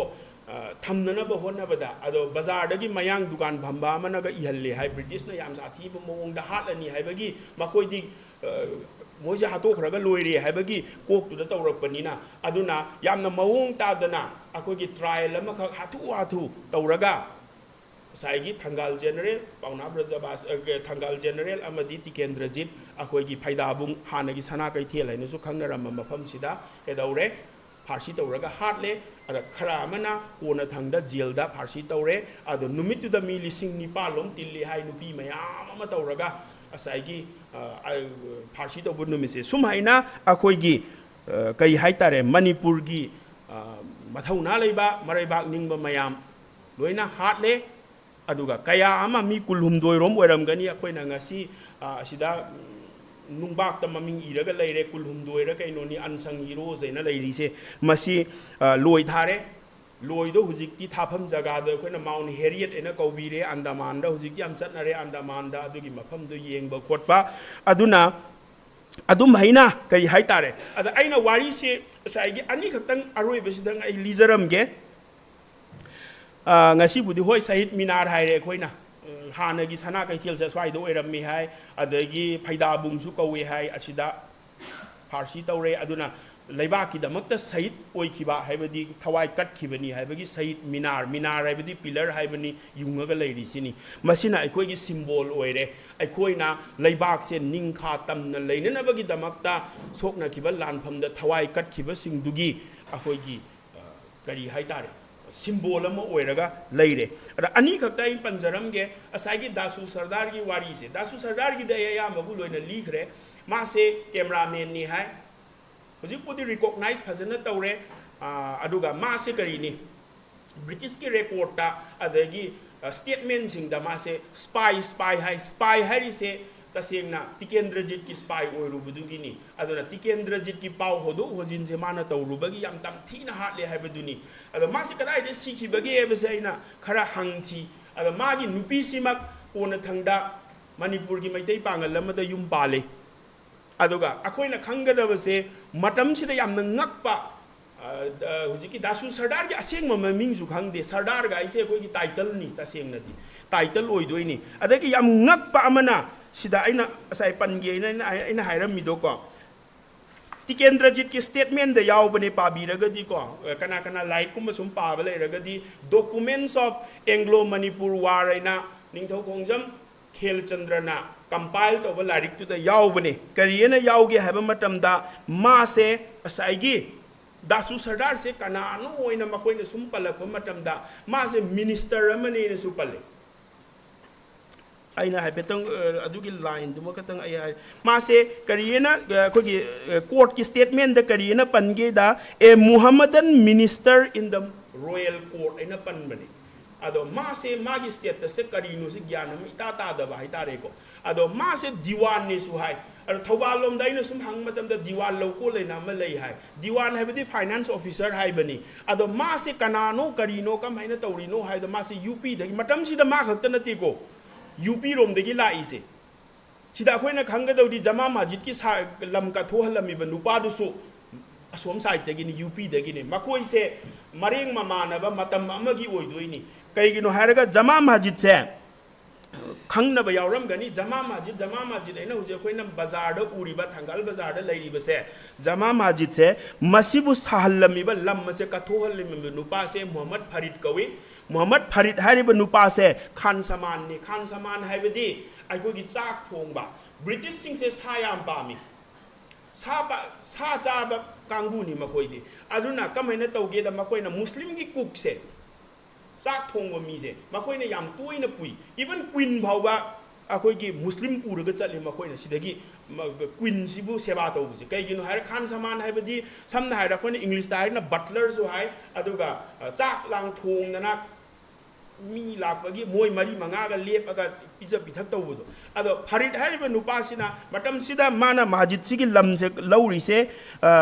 1896 ने 1896 हाइबदी 1891 दगी चाही खिजितंग कुमथरगनी यामद्रे मतम सिदा Maxwell ना पाइरमगनी मतम सिदा अदो मासे Maxwell की खान समान ओइदो बोरमनी अदुना मासिना मतम सिदा बाजार से सो मुका यामीको अखोई रोमगी सोमगी इमा इबेल सिंह फंबा जगह अमा अदगी मयांग सिंह फंबा जगह अमा अदुबो ब्रिटिश रिजर्व एरिया कवे सिसो अमका अखोई ब्रिटिश ना लौजलबा मतुंगदा मखोइना रिजर्व एरिया आइना मा थमी अदगा मपानदगी लाको मयांग सिंहसिना अदुगी एरिया दा फमनबा अदुगी एरिया दनी असाइगी जमा मस्जिद पीरिसे अतैगी मपानगी सिना सना कैथेल हायरगा अखोइना हुजिपुदी ख्वाइरमन इमा कैथेल हायरेदनको अदगी सना कैथेल जे फैदाबुंगदा लेरमबदगी असोम मनुंगदा कैदौबगी को वारी लेरे अदुगुंबगी तोंगानबा हिस्ट्री अमु ओइग्रे अदुदा असाइगी ब्रिटिश रिजर्व सिगी मनुंगदा लम फंगलमगा ngasi जमा मस्जिद एने लेरिबसे सिगी नुपा सिमक असाइगी मोहम्मद फरीद हाइरिसिगा दासु सरदार कोइसे मकोइसे पुलप लाकमिनबा ओइदोरिबो ओइगनी मतम सिबोबा यूपी रोमदगी अदु अतोप लै अइना खंगबदा खंगबा यावब्रदि खंगदे जमा मस्जिदता मयांग फैमिली मा लारि योनबदो कुरान करी योनबदो मखोइगी डिसेंडेंट सिसु मतम दुगिनी हाय अइना हंगबदा लैगिद्रे अहन सिंगदो मागी मचानुपा हुजिकी क्वाइदगी अहनबा लाखिबदुगी मचानुपा से लैगिद्रे मखोइनसु असाइगी थोइना वारी वताइ से इंटरेस्ट लैत्रे अदुबा अइना नोंमा हंगबददी अहन सीग्रिबा अहन जे खुर्सित कौबने खुर्सितना हिंगिंगैदा अंगोंद लिरमे मखोइगी डिसेंडेंट से ब्रिटिश की मतमदा लाखिबनी अदुगा मखोइसे तपना अतै कारबार तौरमबदगी लारी योनबरोमदा तारखिबनी हाइबगी हप्तादसु अमा मोइ योनबनी लारी अमा अदना सिगी वारी अमा अना मस्जिद सारकबगी अना दासु सरदार की वारी से अदुने अदुगा अइना यामना रिलायबल ओइबा अहल अमा दा हंगबा मतमदा मासे पोरोमपाता मागी बॉडी से दफन तौकी हाय अदु पोरोमपाता अइना हंगबदना अमुका मसि खंगदे हाय अदुना मागी अरोइबगी वारी से ज्ञान मेन अमा ताखिद्रे अदुगा मागी नुपी से कोनदा तो पमद मयुम पाले अदुगा मागी सुरोन लेहवे अदुगा थौबाल निंगोल नि हाय अदुगा अरोइबदा अइना चोंथाम मिया से करिगुंबा कांदा आई इसादसु याम तोइना हंगमे हिस्ट्री नि हाइबदगी अखोइगी मासे मिया पई अदुना मासे अखोइगी मुस्लिम नि अरो तसेंगनदि मा मुस्लिम नत्ती मधुम खतंग आई सुम मयाम नुंगाई बोय वारी से आई हाइबेतंग पंजरम गे तौबनी चोंथाम मिया हारिबसे साय अखोइना खोंगजोम लांदगी कैदौरकबदुनी खोंगजोम लांद यावरुबा मथौना याम लैबदुनी मासे तसेंगना यामना मथौना लैबा अदुगा निंथौगी खुबम मुन्नबदगा मासे अखोइगी लीडर अमा ओइनागा लानमी अमा ओइना यावरुबा कोना थंगदा मासे टिकेंद्रजितना थादोक पिरागा अखोइगी लानफमसिदा यावहलकपगी वारीगासु यावरी अदगे मागी लारिक अमसु लैबनी मागी फैमिलीना इबा अदुगा मागी अदुम खतंग लिरमगा आई लोइसनजरगे सांगजु सांगमनी नाउ सिदा आइना चोंगथाम मियागी से करीने चोंगथाम मिया से मागी असेंगबा ममिंग से चोंगथाम इबोतोन सिंह हाइबा ब्रिटिश की अकाउंट दसु यावे मा फाबगी कोर्ट स्टेटमेंट लौबदसु मागी लैकाई करी लोइने यावबनी अदर इबोतोन सिंह कवे ख्वाइ ललामबुंग मखोंग चोंगथाम लैकाइदा 1841 दा मासे पोए अदुगा मासे कोन थंगदा लान सिदगी फारे खोंगजोम लान की मतुंग दा मासे फारगा सेलुलर जेल अखोइना अंडमान दा थाबा मिकुलुंगोइ रोम थाबदो अदुदा मासे यावरबा मतुंग दा कोन थादोरा अकांदा माइ वारी से आम इंटरेस्टिंग होय बृंदावन दा मासे मतम खरा लै हाय थादोरा मतुंग दा अदगी मासे मासे मु राधा कुंड मुका कदवी है यूपी दा अदगी मा थादोर इसना 1897 दा थादोरकपने अदुगा मासे त्रिपुरा दा 1908 दा सीगी अरे त्रिपुरा दा हुजिक सु मागी सीखिबगी मागी करी हाइतार प्लेट लांग लोइनमक हक अगर लई अदुना मिया हाइबा नाउ याम इंटरेस्टिंग होइदि मिया से काइदे लाइनो हाइबगी पोतुने मसी पंडित खेलचंद्र ना हाइरमबदा वर्जन अनि थोए मासे अमुखक मुस्लिम सारगा मिया हाइबदि अखोइना मरु ओइना हुजिकपुदि सेन से फत्रे आसाम की चीफ मिनिस्टर ना याम तोइना मिया हाइमनबदगी बांग्लादेशी मुस्लिम सिबु मिया कवे अदो मतमदुदि मिया हाइबदि मुस्लिम हाइबने अदुना मिया हाइबसे तसेंगना चंद्रकृतिना मिशन नमा मासे मुस्लिम माले मुस्लिम साहलगा थारगा मिशन नमा लानफम नमा चलनबगी मवोंगनी अदुदगी मासे मिया से टाइटल से मंगोंदे पीखिबनी हाय अमना मा मसक्सिसु मुस्लिम माली हाइबदगी मिया से निंथौना अचान मिंगौ ओइना सुम चोंथा मिया हाइना कौखिबनी हाइबसे पंडित खेलचंद्रगी अखोइगी बैटल ऑफ खोंगजोम हाइदुगी लोइरमदाइदे यावबनी अदुना लाइरिक से खिजिक्तंग मुन्ना पाबिरगदी असाइगी सुगुम्बा कंफ्यूजन कैसु नतबा अमदा दोक पंगाय हाइबसे अदुना लान से अरोइबदा आइन हाइजनिंगबसे मी कुंथ्रा निफुना लान सोकनखिबा नते मी यामे कम्युनिटी यामे अदे ट्राइबल नागा यावरी सिदा वारी मयाम दु सुम लीधरदि याम सांग्रनी अदुना पुनमक्तो मखोइना कटखिबा थवाइदो मणिपुर की दमक्तनी मागी कम्युनिटी की नत्ते हाइबसिमा आइखोइना खंगदौबनी मैतै लेबाक हाइरगसु मतमदुदा मणिपुर की किंगडम अमा निंखातमना पालमिबदो अदुगी दमक्ता मथवाई थाखिबनी मुस्लिम सिंह यावरुरिदुसु नागा सिंह यावरुरिदुसु मागी कम्युनिटी दुगी नत्ते हाइबा पोतुमा आइखोइना अदुना मसि पुनमक्से खोंगजोम लान बुबु ओइरो पेट्रियट्स डे बु ओइरो पुनमक्से मणिपुर की दमक्तनी हाइबसिमा आइखोइना कावरोइदबनी अदो हुजिकथि अखोइ लोइना खंगनरबु वाफम गाक्तनी मणिपुर हाइरगा आई कम्युनिटी दुनी सुम उरिसे अदो मसि खिजिक्तंग थादुअगा अखोइ तामोक बिमोल एमपी ओइरिसिना नोंग हाइखिबा अमा लई यामना नुंगाइबा अमा माना लेक्चर पीबा अमदा आइगिदि सीनियर ने अखोइसे दिल्ली दा पुलेए आइगी याम सीनियर ने माना हाइखिबा अमा लई मणिपुर रेसे कम कांदे अखोइने सिजिनरई हाइ कांदा को अखोइगी हुजिकपुदि वाखनजे लोइ ओनखरे मतम अमदा मेरी कोम ना इंटरनेशनल लेवल दा बॉक्सिंग सानरागदि लोइना मणिपुरी ओइग्रेदो अस आइगी थिन्नरमदाय अखोइगी कैनोमा सानरगा मणिपुर रिप्रेजेंट तौरिनी हाइ कांदा अखोइदा मणिपुर की फीलिंग दु हे लाकपा अदु हे लोइग्र कांदना अस आइगी कम्युनिटी दु दमु हंजललकपा अदो माने याम फजबा अमा हाइ अखोइसे खिजिक्तंग नक्सन्ना येंगनु हाइ खितंग खापतकना येंबा तमोय नक्सलगदि आई कम्युनिटी दु हेना चाउथोकपा ngamde अदना खिजिक थापतोगा येंबा तमसी थापतोगदि मणिपुर रोइना उगनी नक्सलगदि आई कम्युनिटी दु ओइना उगनीना याम फजै मा हाइदो कैगिनो हारगा ngasiदी मधुमकनी अदुना हिस्ट्री दगी कोइना चाही 8 खुंताकपा हाइसे चाही 8 नि खुंता उरिसे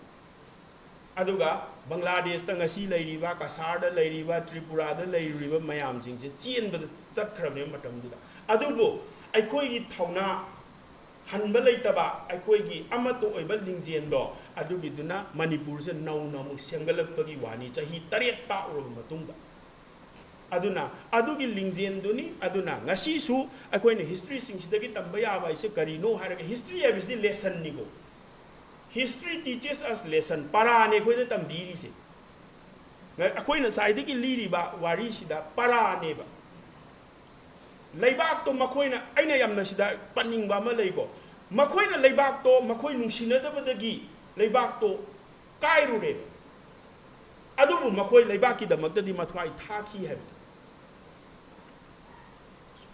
Ngahaki apamba हमदुगी अपामबु ओइरो मखोइना लेबाक तो ब्रिटिश की खुद चंगहनग्रे अदुबु अमुक्का मखोइ ज्ञान तारकपदगी मधु पुनमक तो अखोइ हंदोकदौनी हारगा मखोइ मथवाइदि थारममी हाइबनिदा अदुना हनबा लैतना ए आई तौरमबनी आइना लोइ सोयहलमने ज्ञान तादि आई खंग्रेने चेनबदु नतबा फेस तौबदु प्रॉब्लम से फेस तौरगा लेबाकी दमक्ता थवाइ कटसी हाइबदुनी अखोइ मयाम मसिदा अचौबो थौदांग दरकार ओय लेरे सिचुएशन से नोंगी सुम खटरकपद लास्ट अखोइ मसेन से आमत नुसिनदबगी मौंगदा लाए अखोइ लोइना खंगी अदुना पुनमक से मी बुदि यामदे ngasi से अदुबो yamna nungai community tongan tongan ba yauri akoi mayam se aduna haiba history ki tangkak sing se akoi da loina para amam tambi bani aduna akoi gi thamoi da adugi spirit Manipur nungsiba gi spirit adagi akoi na Manipur gi damak ta kari tawgadage kari kathokadage punamak se kharana di hai sum aina haijaning manga akoi da sudum ta noina kari tawramoi ai college ozan छात्र सेमिना कोइना आई इथौने doctor ना मागी लाइना येंगी अदुना पुनमक से लेबाक निंगबा हाइबगी अर्थ से not only I इथौदो तौर आइना छात्र अफबा पुथो अकांदनेब लेबाक से अखोगी अफबा हौगलैबा आंगांग सिंसे अफबा पुथो अकांदनेब अदो आइंगोंदा क्वेश्चन तौर नंगना करी तौरिगे आ क्लासरूम दा आंगांग खरा तागा लैबदुना हाइरक तारगदी अदवाइददी पोति सोइरे इदन ngasisu akoi na sida thuaga mayam na nungsibidana akoi wa khara ngangbiu harise history ki tangkap to mayek sengna chumna thamna bagi honabani aduda semjan sajallaga hujikan di yam toina su thoe masi akoi su historian na moina su pam de itihas sum semdok pataraga di last ta akoi se gyan men ta da bagi phibam mamada lakani haibaduni masi punamak se hairaga akoi amata oisi sida AMMPACO na hairi AMMPACO stands for unity, integrity, peace and development. Masimak ni akoy punamak na pami ba say hai ba say si hairaga iswai da lotion jage. Thank you.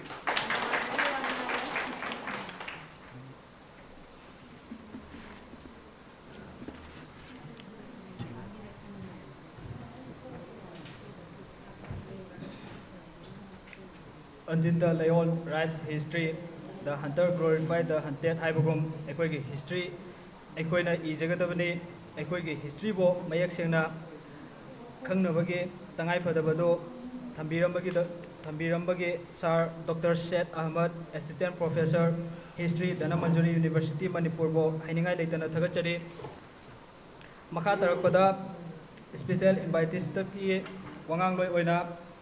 Oza Akbar Sani Laisang Khong advisor AMMPACO bo kausinjari.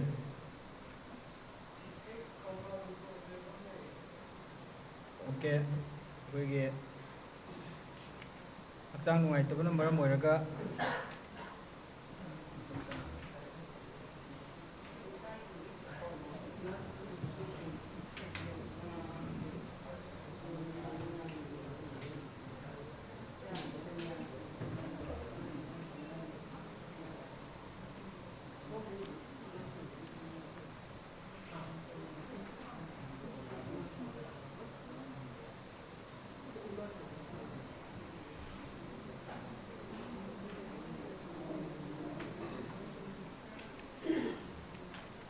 Tarakpada Dice member dagi Oza Adil Yungkhaibam, President United MEITEI PANGAL Organization bo wafam khara thambinabai damakta kausinjari.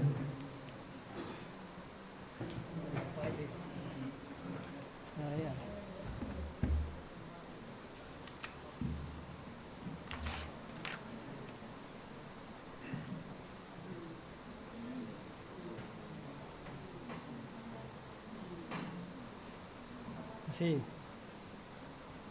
tarik sigi asigumba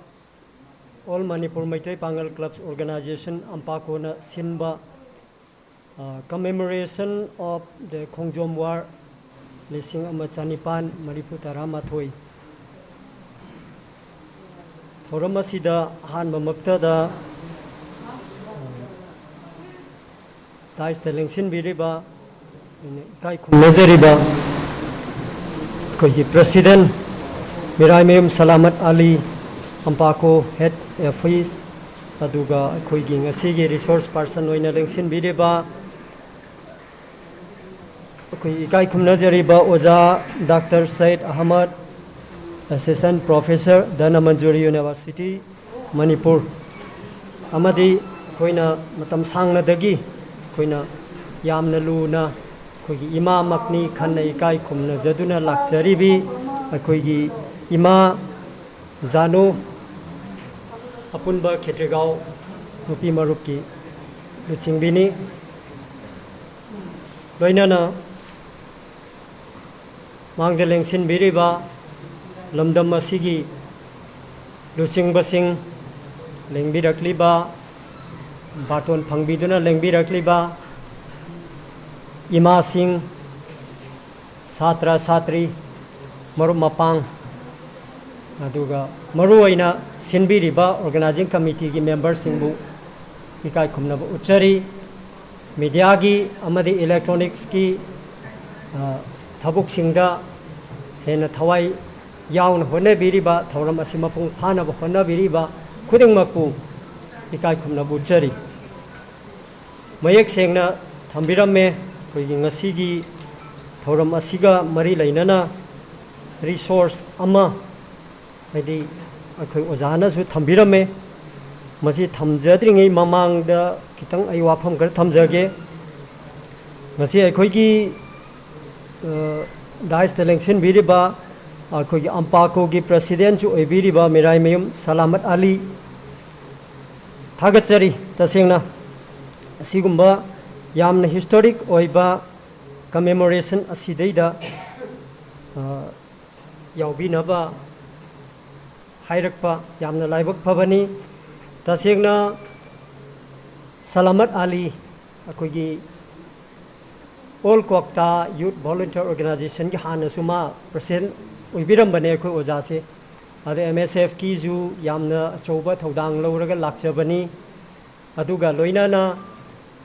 all India student federation की जु अचौबा थौदांग लौरगा सुमाइना अमुको की थबुक थौरम MSF की असिना चिंगबा मयामजे यामना थवाई याउन होनजरगा लैपाक सिगी इरमदम सिगी याइफनबा कांगलुप मसेल नुसिनना लेमिननबा इरमदम सिगी ngam khai ngakpada achoba thodang lawraga lakchabani aigi akhoi oja salamat ali aina thamjari bagi maramdi asigumba yamna ऐतिहासिक ओइबा थौरम अमा सिनबा असिदे पुथोक पिरिबा modality से मसी अखोगी ओजा सलामत अली प्रेसिडेंट हनाना थागचरी तसिंगना मी यामबा नत्रगना यामदबा हाइबा सिदेदा अखोगी सोसाइटी अखोई खुनाइजिदे तोंगानबा वाखल अमा लैजरीबा करिनो हाइकांदा मी यामद्रगदी मपुंग फादे हाइबगुंबा अमा लेंबिरकलिबा सिदि लुचिंगबा ngakतनी आइना अहानबदा आई थमजगी अखोगी लुचिंगबा जी तरा फंगरगदी लुचिंगबा अमगी जस्ट महाकी कनो सिदे वा ताबीगदबसे मोर देन 1000 लिसिंग हेन लैयो तरा पीरगदी लिसिंग तरा ने पुनबीदो लिसिंग तरा दुगी अनदर मागी नैरेटिव्स हाइतारे अदो लिथोबा याब मफम जे याम पाक्सन लैदोइने अदुना यामना मपुंग फाबा थौरम अमनी हाइजगे हनना थागचरी अखोगी प्रेसिडेंट अमदी अम्पाको की थौमी खुदिंगमक अगी मांगदा लेंगसिन बिरिबा अखोगी ओजा लुकमा अदुगा अखोगी उम्पो यूनाइटेड मैते पांगल ऑर्गेनाइजेशन की मेंबर्स अखोई अदुम खरा लाक्चै सुमाइना लुचिंग बसिंग इमासिंग लेंबिरकलिबा अदुगा यामना मरुओइबा मयाम पुनबिरकलिबा सिगिदमक्तसु आई हनहना थागचरी मसी सिगुम्बा सिनबिरिबा मोडालिटी सि असिगिदमक्तनि आइना अखोई प्रेसिडेंट बो हनहना थागचरी मखा तारकपदा आइना थमजनिंगबसी ngасigi asigumba yamna ऐतिहासिक ओइबा हिस्टोरिक ओइबा कमेमोरेशन प्रोग्राम जे करिगी सिलेबन एवरी ईयर करिगिनो सही खुदिंगी अखोइना पांगथोकली बसे हाइ तारगदी अखोइना मसी सामना हाइदे इंग्राजी दा गादि मखोइ लाइरे हाइबसिंगना हाइबदा को one of the most famous war ever in the history of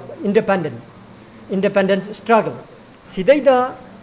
यामना पृथ्वी की ओइनानी मणिपुर खतंगी नते भारत खतंगी नते 1891 दा थेंगनकीबा मणिपुरी सिंगना थेंगनकीबा लानफम जेया पृथ्वी की मालेम की ओइना सक खंगलबा मालेम की मियामना ताबदा थक थक नि अबा अदुगुंबा लानफम अमा ओइखी अखोय ओजानसु थंबिरमे मचा नते यामना पिकना मी खरा खतंगी नत्रगना मसिंग यामदबा निंगथौगी कनो अमा खतंगी एरिया दा नते मतमदुदा सही लिसिंग अनि अहुम निंगथौ पालगा लाखरबा अदुगुंबा निंगथौगी चादा नौदा मागी पब्लिक प्रजा मयामदो मचादी ओइरमरोय हुजिक फावबदा अखोइना सुम येंगजबदा अदुबो असोक यामना चावरबा अदुगुंबा लानफम असे पृथ्वीना करिगी दमक्ता ख्वाइदगी हेन साथीबा ꯑꯗꯨꯒꯨꯝꯕ ꯅꯤꯡꯁꯤꯡꯕ ꯌꯥꯕ ꯂꯥꯟꯐꯝ ꯑꯃ ꯑꯣꯏꯔꯤꯕꯅꯣ ꯍꯥꯏꯕꯁꯦ ꯃꯁꯤꯅꯤ ꯑꯩꯈꯣꯏꯅ ꯅꯩꯅꯖꯅꯤꯡꯉꯤꯁꯤ ꯑꯣꯖꯥꯅꯗꯤ ꯏꯇꯤꯍꯥꯁꯤक ꯑꯣꯏꯕ ꯋꯥꯐꯝ ꯍꯤꯁꯇꯔꯤꯒꯤ ꯑꯣꯏꯕ ꯋꯥꯐꯝ ꯃꯔꯤꯛ ꯆꯨꯝꯅ ꯊꯝꯕꯤꯔꯝꯃꯤ ꯊꯥꯒꯠꯆꯔꯤ ꯑꯣꯖꯥꯕꯨ ꯑꯗꯨꯕꯨ ꯑꯩꯈꯣꯏꯅ ꯊꯝꯖꯅꯤꯡꯉꯤꯕ ꯋꯥꯐꯝꯗꯤ with a meager weapon least yam khidraba khutlai masai oja thambiram hand to hand ga haiba kari su leijadaba haita icham samna masagi mathauna maringjen sura nomaga leibak adubu ngaksedana leiriba miyam aduna ireibak pu kanjagani haina thamoido maduna chahi lising ahum ngaga lakhibane leipakse adugumba numit takiba numit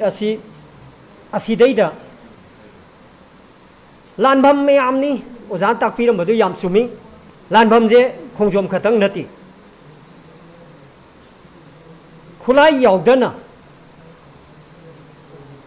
hojik matam sidaida technique karamba technique moral technique wakhal gi technique yam leigre hojikti ngasi tawdragadi ngasi aije karigumba ma divert tawthomaga lanje divert tawthomaga natragana yana sallaga surrender tawraga natraga chelaga another day we can revenge him akhoy amul laman singba yaiga haibagi pot ama so many things leigre ba hojik chawkhalaba matam ju wakhal ji loi thoknari ni adubu matam dugi ipa ipu lanmi singduna leibaki miyam duna no akhoy cheloi Dano beza aikoi makoi hana khangre akoi maithirani haibasi khangjarabani sengna thang ama pairaga kheba chingda phamba chonglei bom acho acho ba kapsale sida karamba wakhal no khanbi ga doba ngasi gi losing leiraba yamna chawkhalaba thauna leiraba technology da awang ba thakte hingbiriba ichilinaw sing kari wakhal khanbi ga doba matam du de ipa ipu sing duna no aikoi hanba yati akoina tungi mirol da we can narrate them akoi future generation da akoi wari liba yai makoi no wari la just akoi they were writing our history mak akoi gi history je makoi na iraga thambirammi kari haina thauna phana ning tamnabagi damakta ning tambak ngaknabagi ning tamnabagi damakta ning tamna hingnabagi damakta mikha pondanabagi damakta akoi na thawai thadokki haibase we will test the future generation akhoina tungda la iba mironda paraoina piram gadobani isa isu singda haiba sineba masina ne prithvi pombada ngasi manipuri singbu maming taba matamda 1891 war se taba matamda prithvi gi mi khuding mana manipuri singbu thadak nikna kiri base adu ma thauna aduna ne ei wa su khara kana ngangjagare ngakpi gani adubu akhoina adu kematik thauna phana ipa ipu singduna pibiramba adugumba thauna adu mikha pondau sarukpudi sigibana saruk chama hena phai haina khallaga thawai thabigriba landa yaururiba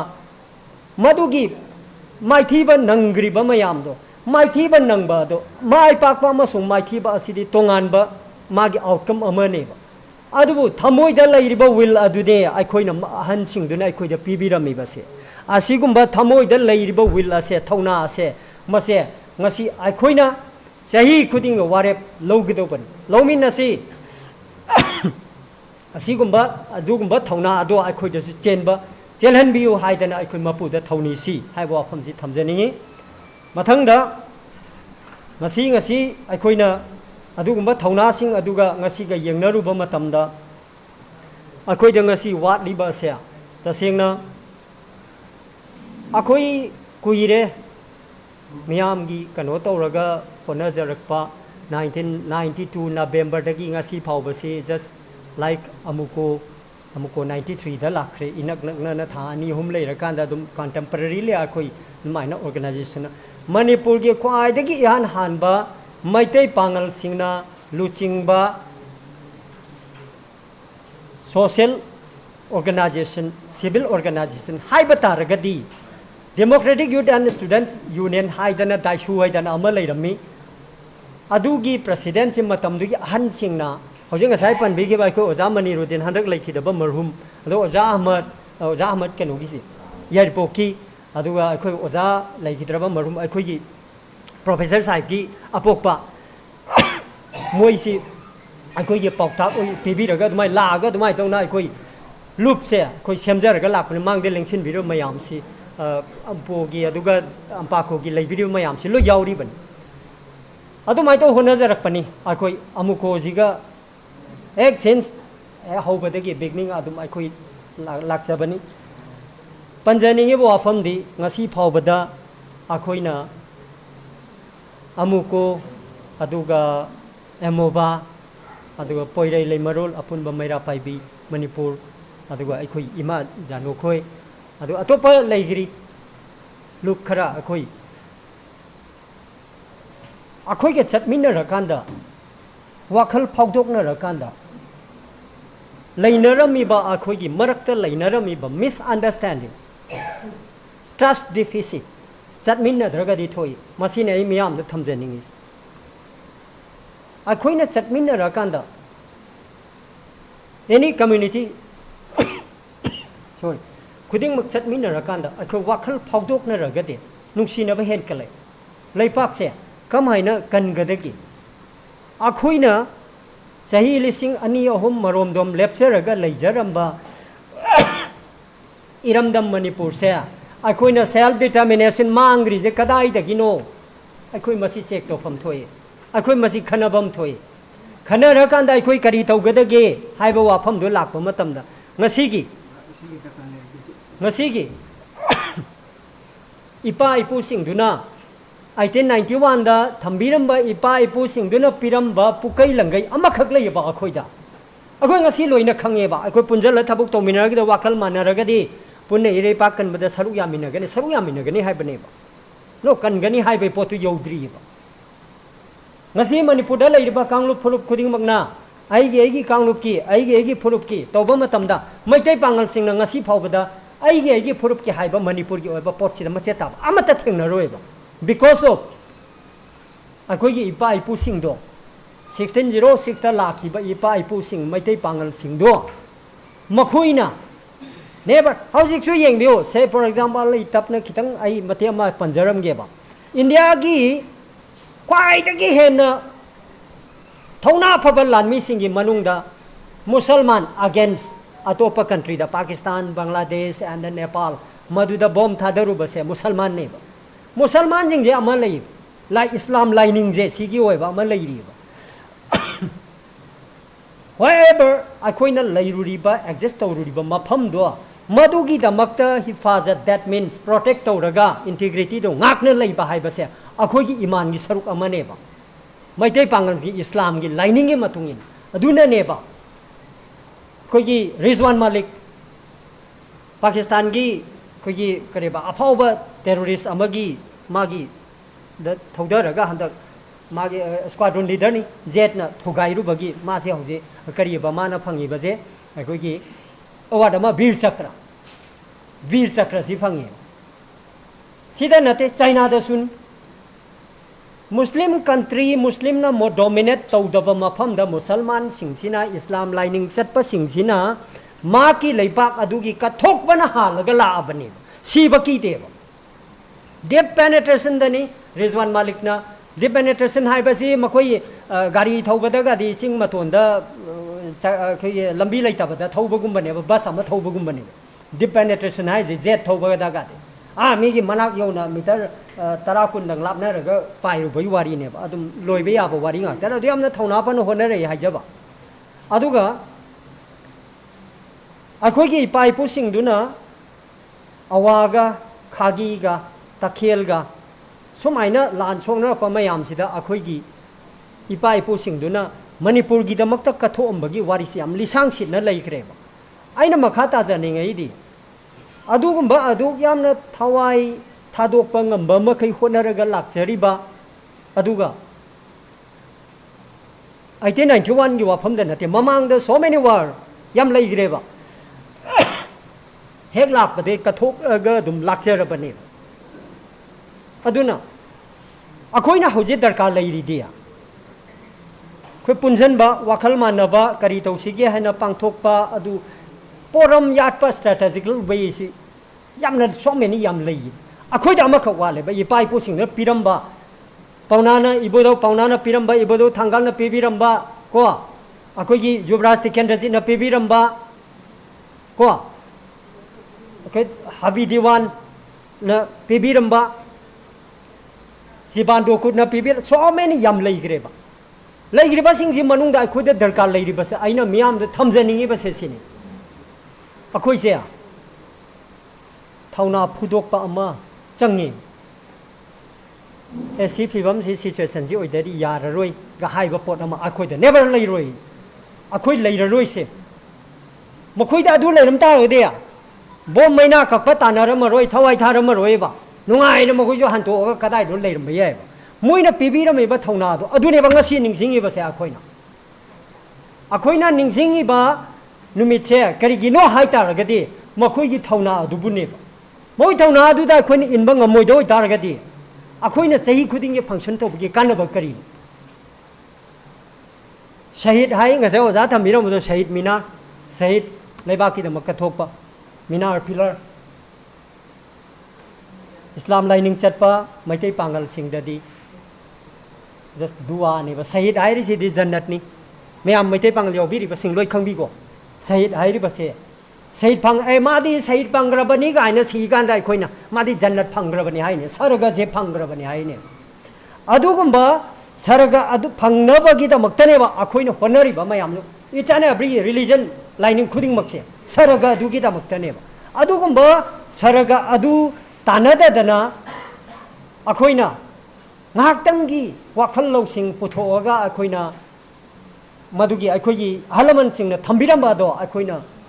losan ba hona ba do akhoyi iral oige doine akhoyi aran ba khara leiba dunani akhoida ngasi awa pirari base iman leita badagi iman wat padagi awa bata balata ra ini ga hai kari no ga hai ta da hoji ki potsi ni akhoyi thauna leiba tai ngasi paliba akhoyi leingak sina akhoyi luchingba amana so akhoyi tv gi kano da hai bi khre ko leingak sina chingda manipur gi police ya amukta su makoina duty pidri center na yad bata ragaso no I get state ne aina control to gada bani thajalo pharaga natraga santai taunaraga nuksina na leimina khibe yai ngazai oza thambiram bado Muhammad Ali Muddin mana 13 August Khongjom de pangthokpa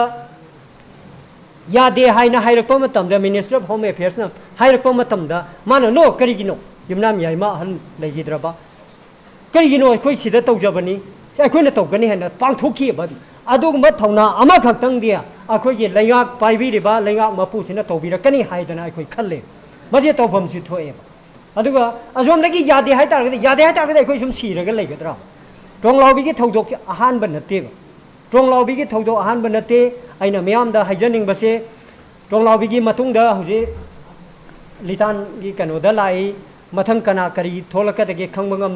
sida aida leimina akoida leimina jariba akoigi thoidokna nuksina na leimina riba kanglup singje maji akoina kok chungjanna reraga state ke laiga gasina luchingbi ba akoigi luchingba hujoi biri basina state ko ba akoigi akoi honajage akoina honajage je akoina chingda akoigi yanada badu heta haluga dabadi nate dana luchingba mani kamai hatui haladi mo hoju yar agoine da madu makoi ain haiba ma rule haiba ma laipak sida constitution haiba ma lairibani rule dogi matungina ain dogi matungina tawgadobani adubo changthok changjin yadre ne makoi ne yadri ne haidana ngai gadoise sida oiriba luchingba sigi thauna do adugumba ipaipu thangalgi ipaipu pauna dugi thauna do adu leiminna si haibasin aroi badaina thamjaning base mayamju matam sangna lawjararoi akoigi AMMPACO na sinbiriba asigumba thauramje mase matung tana sei khudingi sinba ngamba oisenu pumna makku amuk khana ikai khumna buchari thank you makha tarakpa wangang loi oina kausinjage ima ifam ongbi jano president khetri apunba nupi lupo kausinjage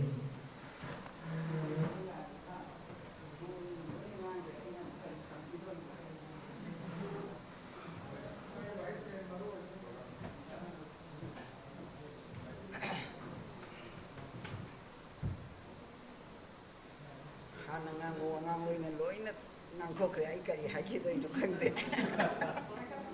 ꯊꯝꯒꯦ ꯉꯁꯤ ꯑꯝꯄꯥꯀꯣꯅ ꯁꯤꯟꯕꯤꯔꯤꯕ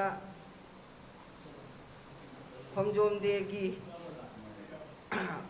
ꯊꯧꯔꯝ ꯑꯃ ꯑꯣꯏꯅ ꯁꯤꯟꯕꯤꯔꯒ ꯉꯁꯤ ꯑꯩꯈꯣꯏꯕꯨ ꯋꯥ ꯉꯥꯡꯕꯒꯤ ꯋꯥꯍꯩ 5-10 ꯉꯥꯡꯅꯅꯕ ꯃꯇꯝ ꯄꯤꯕꯤꯕꯒꯤꯗꯃꯛ ꯑꯝꯄꯥꯀꯣꯕꯨ ꯊꯥꯒꯠꯆꯔꯤ ꯗꯥꯏꯁꯗ ꯐꯝꯕꯤꯔꯤꯕ ꯏꯆꯥꯁꯤꯡꯕꯨ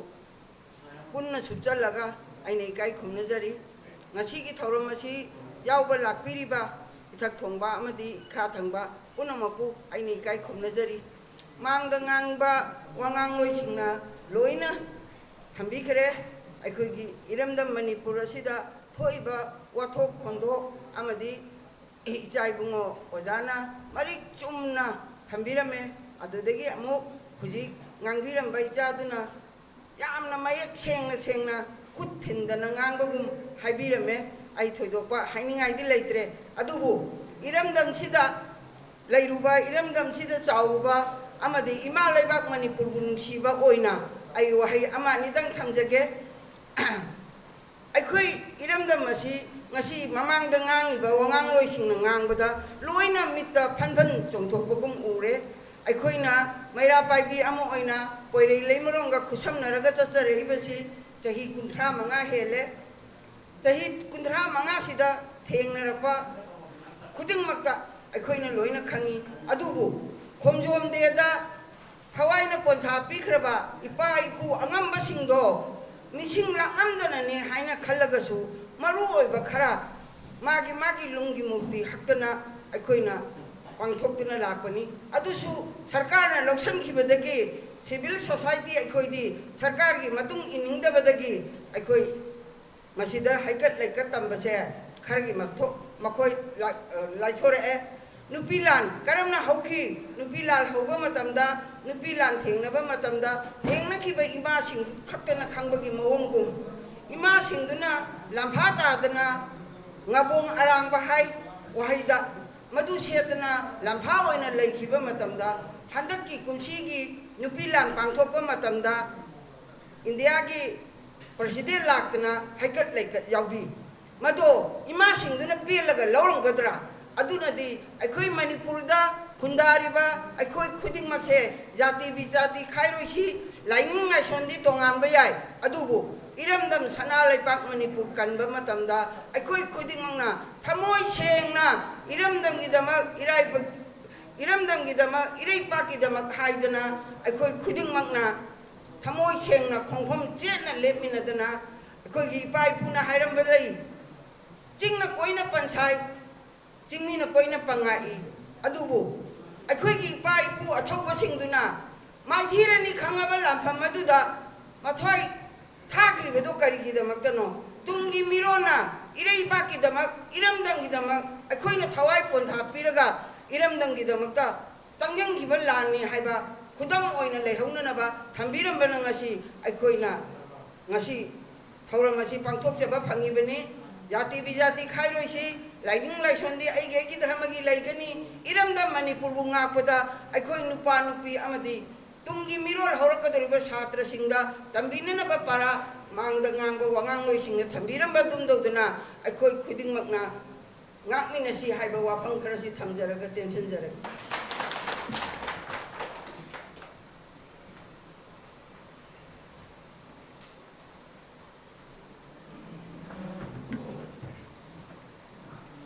Thagachari ima ifamongbi jano president khetri apunba nupi lupo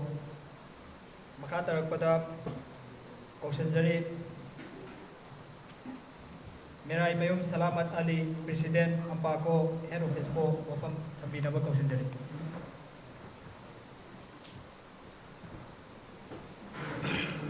Assalamualaikum ngasi yamna adumlaba matik magul lairaba numit ama oiriba Anglo Manipuri War 1891 gi adumlaba Khongjom da thok thiba lanpham madugi ning numit April gi tang kulhumdoi numit asida ekoi lairiba Manipur ki All Manipur MEITEI PANGAL Clubs Organization AMMPACO na sinjaduna maruwaina laikhidriba adugumlaba maming panba pandaba tongan ba kanglup furup kayagi adugumlaba lanmi sing adubu ningsingba galoina na pangthokliba thawram asigi mayai tangmada lengsin bidibi ima ifamongbi jano president khetri apudba nupilup ayoza adil yumkhaibam president United MEITEI PANGAL Organization loina na ngasige sigumlaba thawram asi sin bada resource person ama oina lemiragliba ayoza Dr. Syed Ahmad, Assistant Professor History, Dhanamanjari University, Manipur, ahan pamakdara ikai kumnawa uchari amadi lemiragliba ngasige sigumlaba thawram asibu mapung phan binabai damakta Manipur ki tongan mufam singdagi lemiragliba aigi colleague members sing loina na baton phangdun lemiragliba invitee khudingmak hojik Manipur ki oiriba law and order ki situation asibu tungoina biramlaga sigumlaba thawram asi mapung phan binabai damakta lemiragliba khudingmakbu AMMPACO ki maigaidagi amadi ai isa ki maigaidagi taubiman khangba loina na ikai kumna botchari asigi sigumlaba thawram asiga mari leina na maru oiba wafam di resource person oina election biriba oja Syed Ahmad na mayek chumna thamiram le makha tarakpada oja adil amadi mangda leng wafam thamiram ba People's Progressive Alliance Manipur gi convener oina thaupubiba oja MC mangang na thamiram le thoidokna ngasigi asugumlaba thawram asiga mari leinana AMMPACO gi oiba amadi ai gi oiba wafum khana tamjarabada adugumlaba ingkumja lising amaga chanipan marfu trama thoida sokna khiba lan tongan ba maigai da sokna khiba lan pham kaya dugi manungda am oiriba khongjom lan gi lan pham asi ngasi phoba ngasi gi birol phobana ningsingduna adum lairagada madi lakadoriba mirol nasu hairiba numit asibu adum nungsingduna lairagada numit oibana ngasigi asigumlaba khongjom numit khongjom langi numit asida karigi damakta aikhoina ningsinggadoribno haibadu gi matangda tentakpai gi oiba mot khajiktang thamjarabada matamdugi ningthau palingai matamgi oirakhiba situation kayana Manipur da lan tarakpada saruk yakhiba lanmi sing dugi manungda yaururiba pangan gi marakta gi yaukhiba kunthra bu obe natraga na kunthra mathuri bu ya natraga masing khangda bu obe aikoi gi lanmi kharadi yaurure haiba simadi mayek sengabnina sengpham juthoi maramdi matamdu da aikoi gi iramdam ne na lairaba Manipur gi lanmi singi marakta ningthauna lanmi oina happy khraba Manipur gi pangan singdo lan chatpaduda lanmi oibna yaufam disu soina thokpani natra adugi su matakta voluntarily thokpiraklo lan lai sumain tawna lan labanina voluntarily thokpiraklo praja singi manungda haiba ningthaugi yathang laibanina voluntarily mayam ama su tholamba yaeba landugi lanbamduda kaya ama sikhre halakaga asok koina halakaga batam khana lairaga mayumda lairamaga laigidaba adu maramdi landuna di maram oiraga laigidaba su mayam yaukre ko pangan gi manungda maru oina atopa jati kanglup ki du ngaktang lamna thamkhraga aina lakchaningi bo point di ngasida adugum laba ipa ipusing dugi sada nauda oina lairak laba aikoi Manipur da lairiba Manipur gi MEITEI PANGAL singi kari gumma tamda hairiba khongjom gi lan ingkumja lising amaga chanipan marfu trama thoi si da sokna kiba lan sina taba ing kumjal lising ambaga chatruk subna taruk tagi lakpa hawi na history na saki oraga laikraba pangan khunai pangan haibas chada nauda si sandora liba dum laba kanglup se lak tun laikra matung da manipur gi lam dagi na koi hankraga no manipuri mo na lairaga na koi se manipur pangan na laira dau ne na ning thau sing du na thambira ma ba sagai pidna ningol pidna chada nauda sandora lam laba pangan sing sina kari kari kuma matam da ngasi da chawkhat pagi kham theng lak laba matam sida tongan tongan wa platform da tongan tongan ba kangbu kaya mana pangan na manipur gi damak tak kari tawkhra ge ngasai oza sai na hairam bada nang na kari tawkhra ge haiba gi na tawa pangan oina apun mapung da pangan na manipur gi damak ta na traga na leiba ga sig damak tak kari tawkhra ge na hangak pak question kaya amsu laktam na teba madu apana na ikoi masen gi marakta hu kam janna na baidam ta silliba thausin sing gi manung da salambadi ai na traga na personally hangambadi oibe ai ba adugum ba tanja tangkak sing adu da ikoi na kadi tauki ge ikoi gi pai pu sing matam dura lairi sing du khara di dum laiba chap chana hangjaluraga na aikoi gi pa sing do adu gi lan du si ora me adu da tora me na aikoi di khati di khangba adu ga chap chana ka ro kan na mayek si la na aikoi na hekte u fang da ba kadi gi aikoi na thijal lu da na maram mara kan da adu ge aikoi gi mang da leiram mi lai biram mi ba generation du na su madu bo pass tau thara ka ba edi mayek seng na tau tharam da ba gi tan pham khara lai ki ba adu na hojik te kadi tawre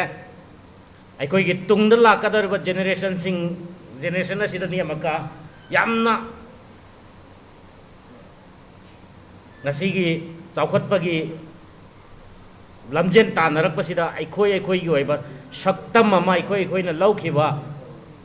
ithaudang sing aikoi gi bulai thambira mi bai pai pu sing duna pukok puren sing duna sigi liklam si chalam mi haibase mayek sengna khangan da ba yada bagi thamam da ba yada bagi adugum laba tangkak amadu lakwa laksan lawa kari kita makta masina to khai bagi na tabako to khai ba ma oi ai ge oi ba luk ai ge oi ba kang luk ki to khai na ba na taba apun ba manipura ma gi saktam sagat na na bhona rapakanda maru oina ai isasi kadano ai gi lup ai gi kang lup sina kari contribution manipur gi apun ba gi damakta piri ai base mayek lana khang da ba ya da ba gi tan pham ma du lok laksal lakpa asigumba kaya asina maram waraga AMMPACO na tongan wa thorong kaya ama sinjaraga su maruina chatliba chai asidagi haujaraga hairiba thoram masi pangthok na bai damakta phiriep ama laujabaga loina na pangthok jaba dung laba ngasigi thoram remembering the unsung brave warriors na masira mitai natraga na pangal natraga na naga natraga na kabuye na adugi lanmi sing duna taba aikoi na sakhang draba aikoi na maram de aikoi na anamana pauna brajabasi chinglen sana sumom da hojik chuwari ni mafam dugi khongjom lan ni hairaga di pauna brajabasi chinglen sana sumaina sumom da loina chatna ba makhoi ga chatmina kiba sing du di maming laudaba makhoi du su aikoi na ningsing pham di thoeba yes makhoi sing du su yaw na aikoi na kari ge khongjom gi kheba ching da lai katli ba makhoi sing du su yaw ri ato tongan ba mafam sing da pangthok pa thoram sing da su hairi ba maming panba pandabal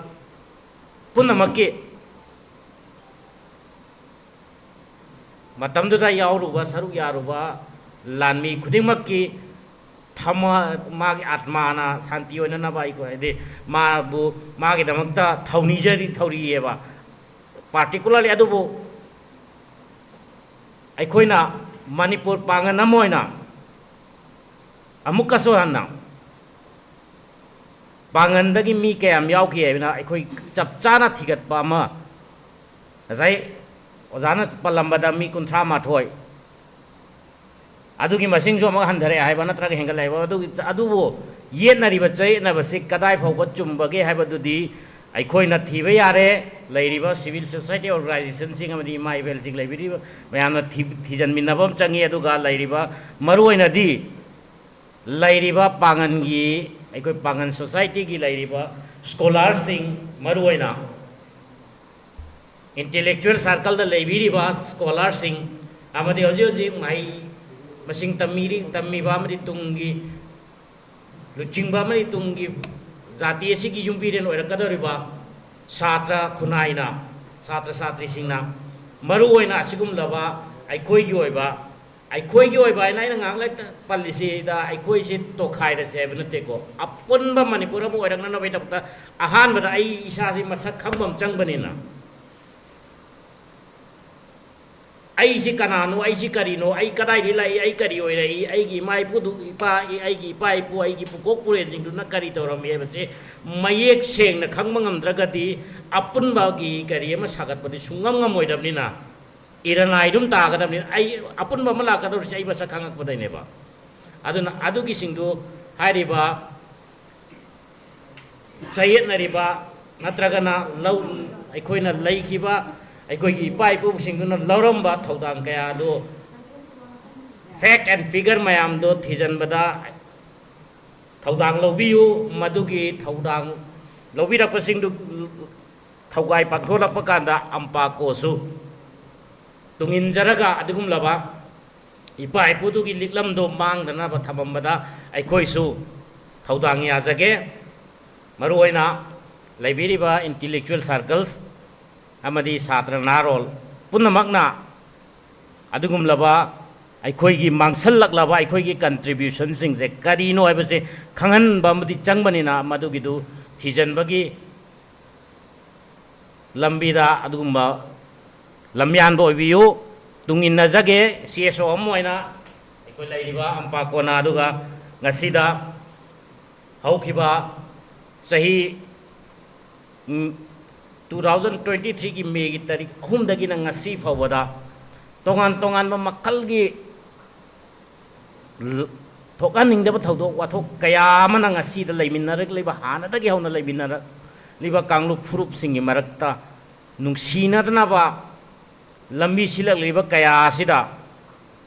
aikhoi amato oibagi lipun ado punmang ngamna ba mahausa gumna Santi laina nungsi pamunana laiba dugumlaba lamdam amado oiba ngamnana baidamakta tangai phadaba thaudang khudingmakto isa punna ai panganni ai mitaini ai nagani ai kabuini aina inthokna dabida ai koi amato ina lomina nabagi tanja do ai koi punna lomina raga adungai dagi nungsi chanana laibina rakpa phajaba kaya gi tungna pham oiriba Manipur asaibi kaya na saithabada awat pa laitraba lamdam ama oiriba Manipur gi lemai asida dumlaba shanti gi irik to amuk hana khikhan bangam na bagi hotna pham thokpa thaudang sing ado lauraga hotna mina saiba wafam khara si thamjaraga ngasi lengwi rekliba khwai punamuk pu amuk hana ikai khumna boga loina thagat ponu tari assalamu alaikum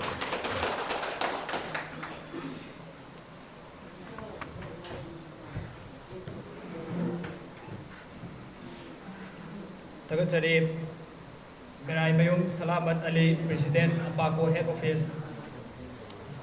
Makasa Thrakpada Program Asi Lotion Bagi Tanja Adoloshan Nozage Board of Thanks Bibi Nabagi Damakta Koshin Zage Ifam Imran Khan Publicity Secretary AMMPACO Head Office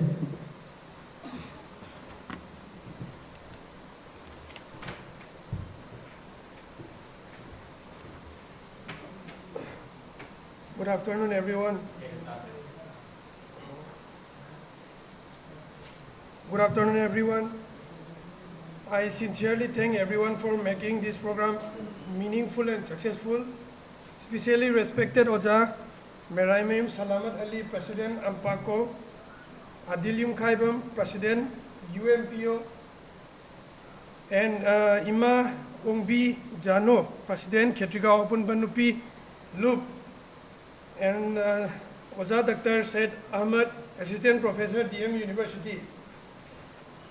On this solemn occasion of Khongjom Day, I extend my heartfelt gratitude to all who have joined us to honor the brave heroes of the Anglo-Manipur War. Let us continue to remember for making this program meaningful and successful. Thank you everyone for participating.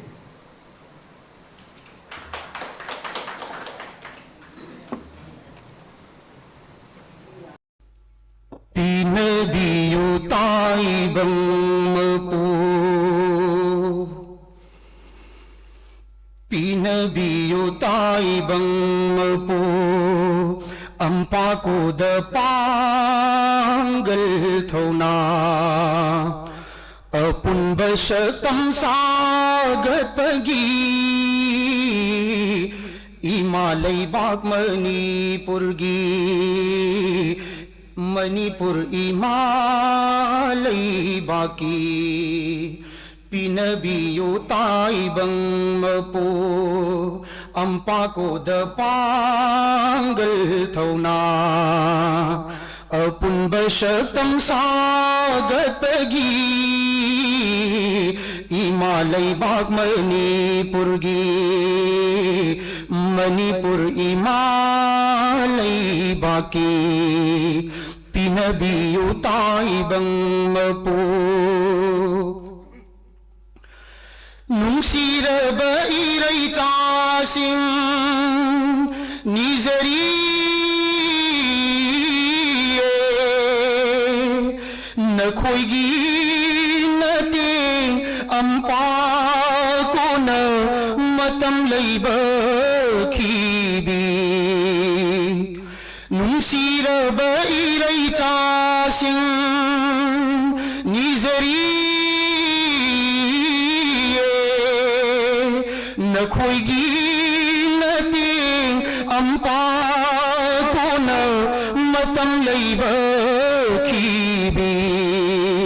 Iray bakiyek na basinday, imalay bagpo kan bada, ang ambathaw na lausing, pinabiyo na chaay kuida, na chaay kuida, pinabiyo, pinabiyo taibang mapu. Lay say lay chumana daba, lay rangka ya, lay satang ba, lay kolgum na fazabagi tung na famni. Lay say lay chumana daba, lay rangka lay satang ba, lay kolgum na fazabagi tung na famni. Sana lay pag MANIPUR ni, malim da tum tingan bani, imagi asing basatam, uchage malim pumbada, malim pumbada uchage, pinabiyo taibang mapu. Toralo iray chakuding leblurasi, amata oina kung pamchina, MANIPUR imagidama. Toralo iray chakuding leblurasi, amata oina kung pamchina, MANIPUR imagidama. Imagi milo pirang so, tay thoklo rasi ay koy na. Imagi milo pirang so, tay thoklo rasi ay koy na. Nikap niraw ko lay taba, शांति की मफम से लसी ꯁꯦꯝꯂꯁꯤ ꯁꯥꯟꯇꯤꯒꯤ ꯃꯐꯝ ꯄꯤꯅꯕꯤꯌꯨ ꯇꯥꯏꯕꯪ ꯃꯄꯨ ꯑꯝꯄꯥꯀꯣꯗ ꯄꯥꯡꯒꯜ ꯊꯧꯅꯥ ꯑꯄꯨꯟꯕ ꯁꯛꯇꯝ ꯁꯥꯒꯠꯄꯒꯤ इमा लैबाग मणिपुरगी मणिपुर इमा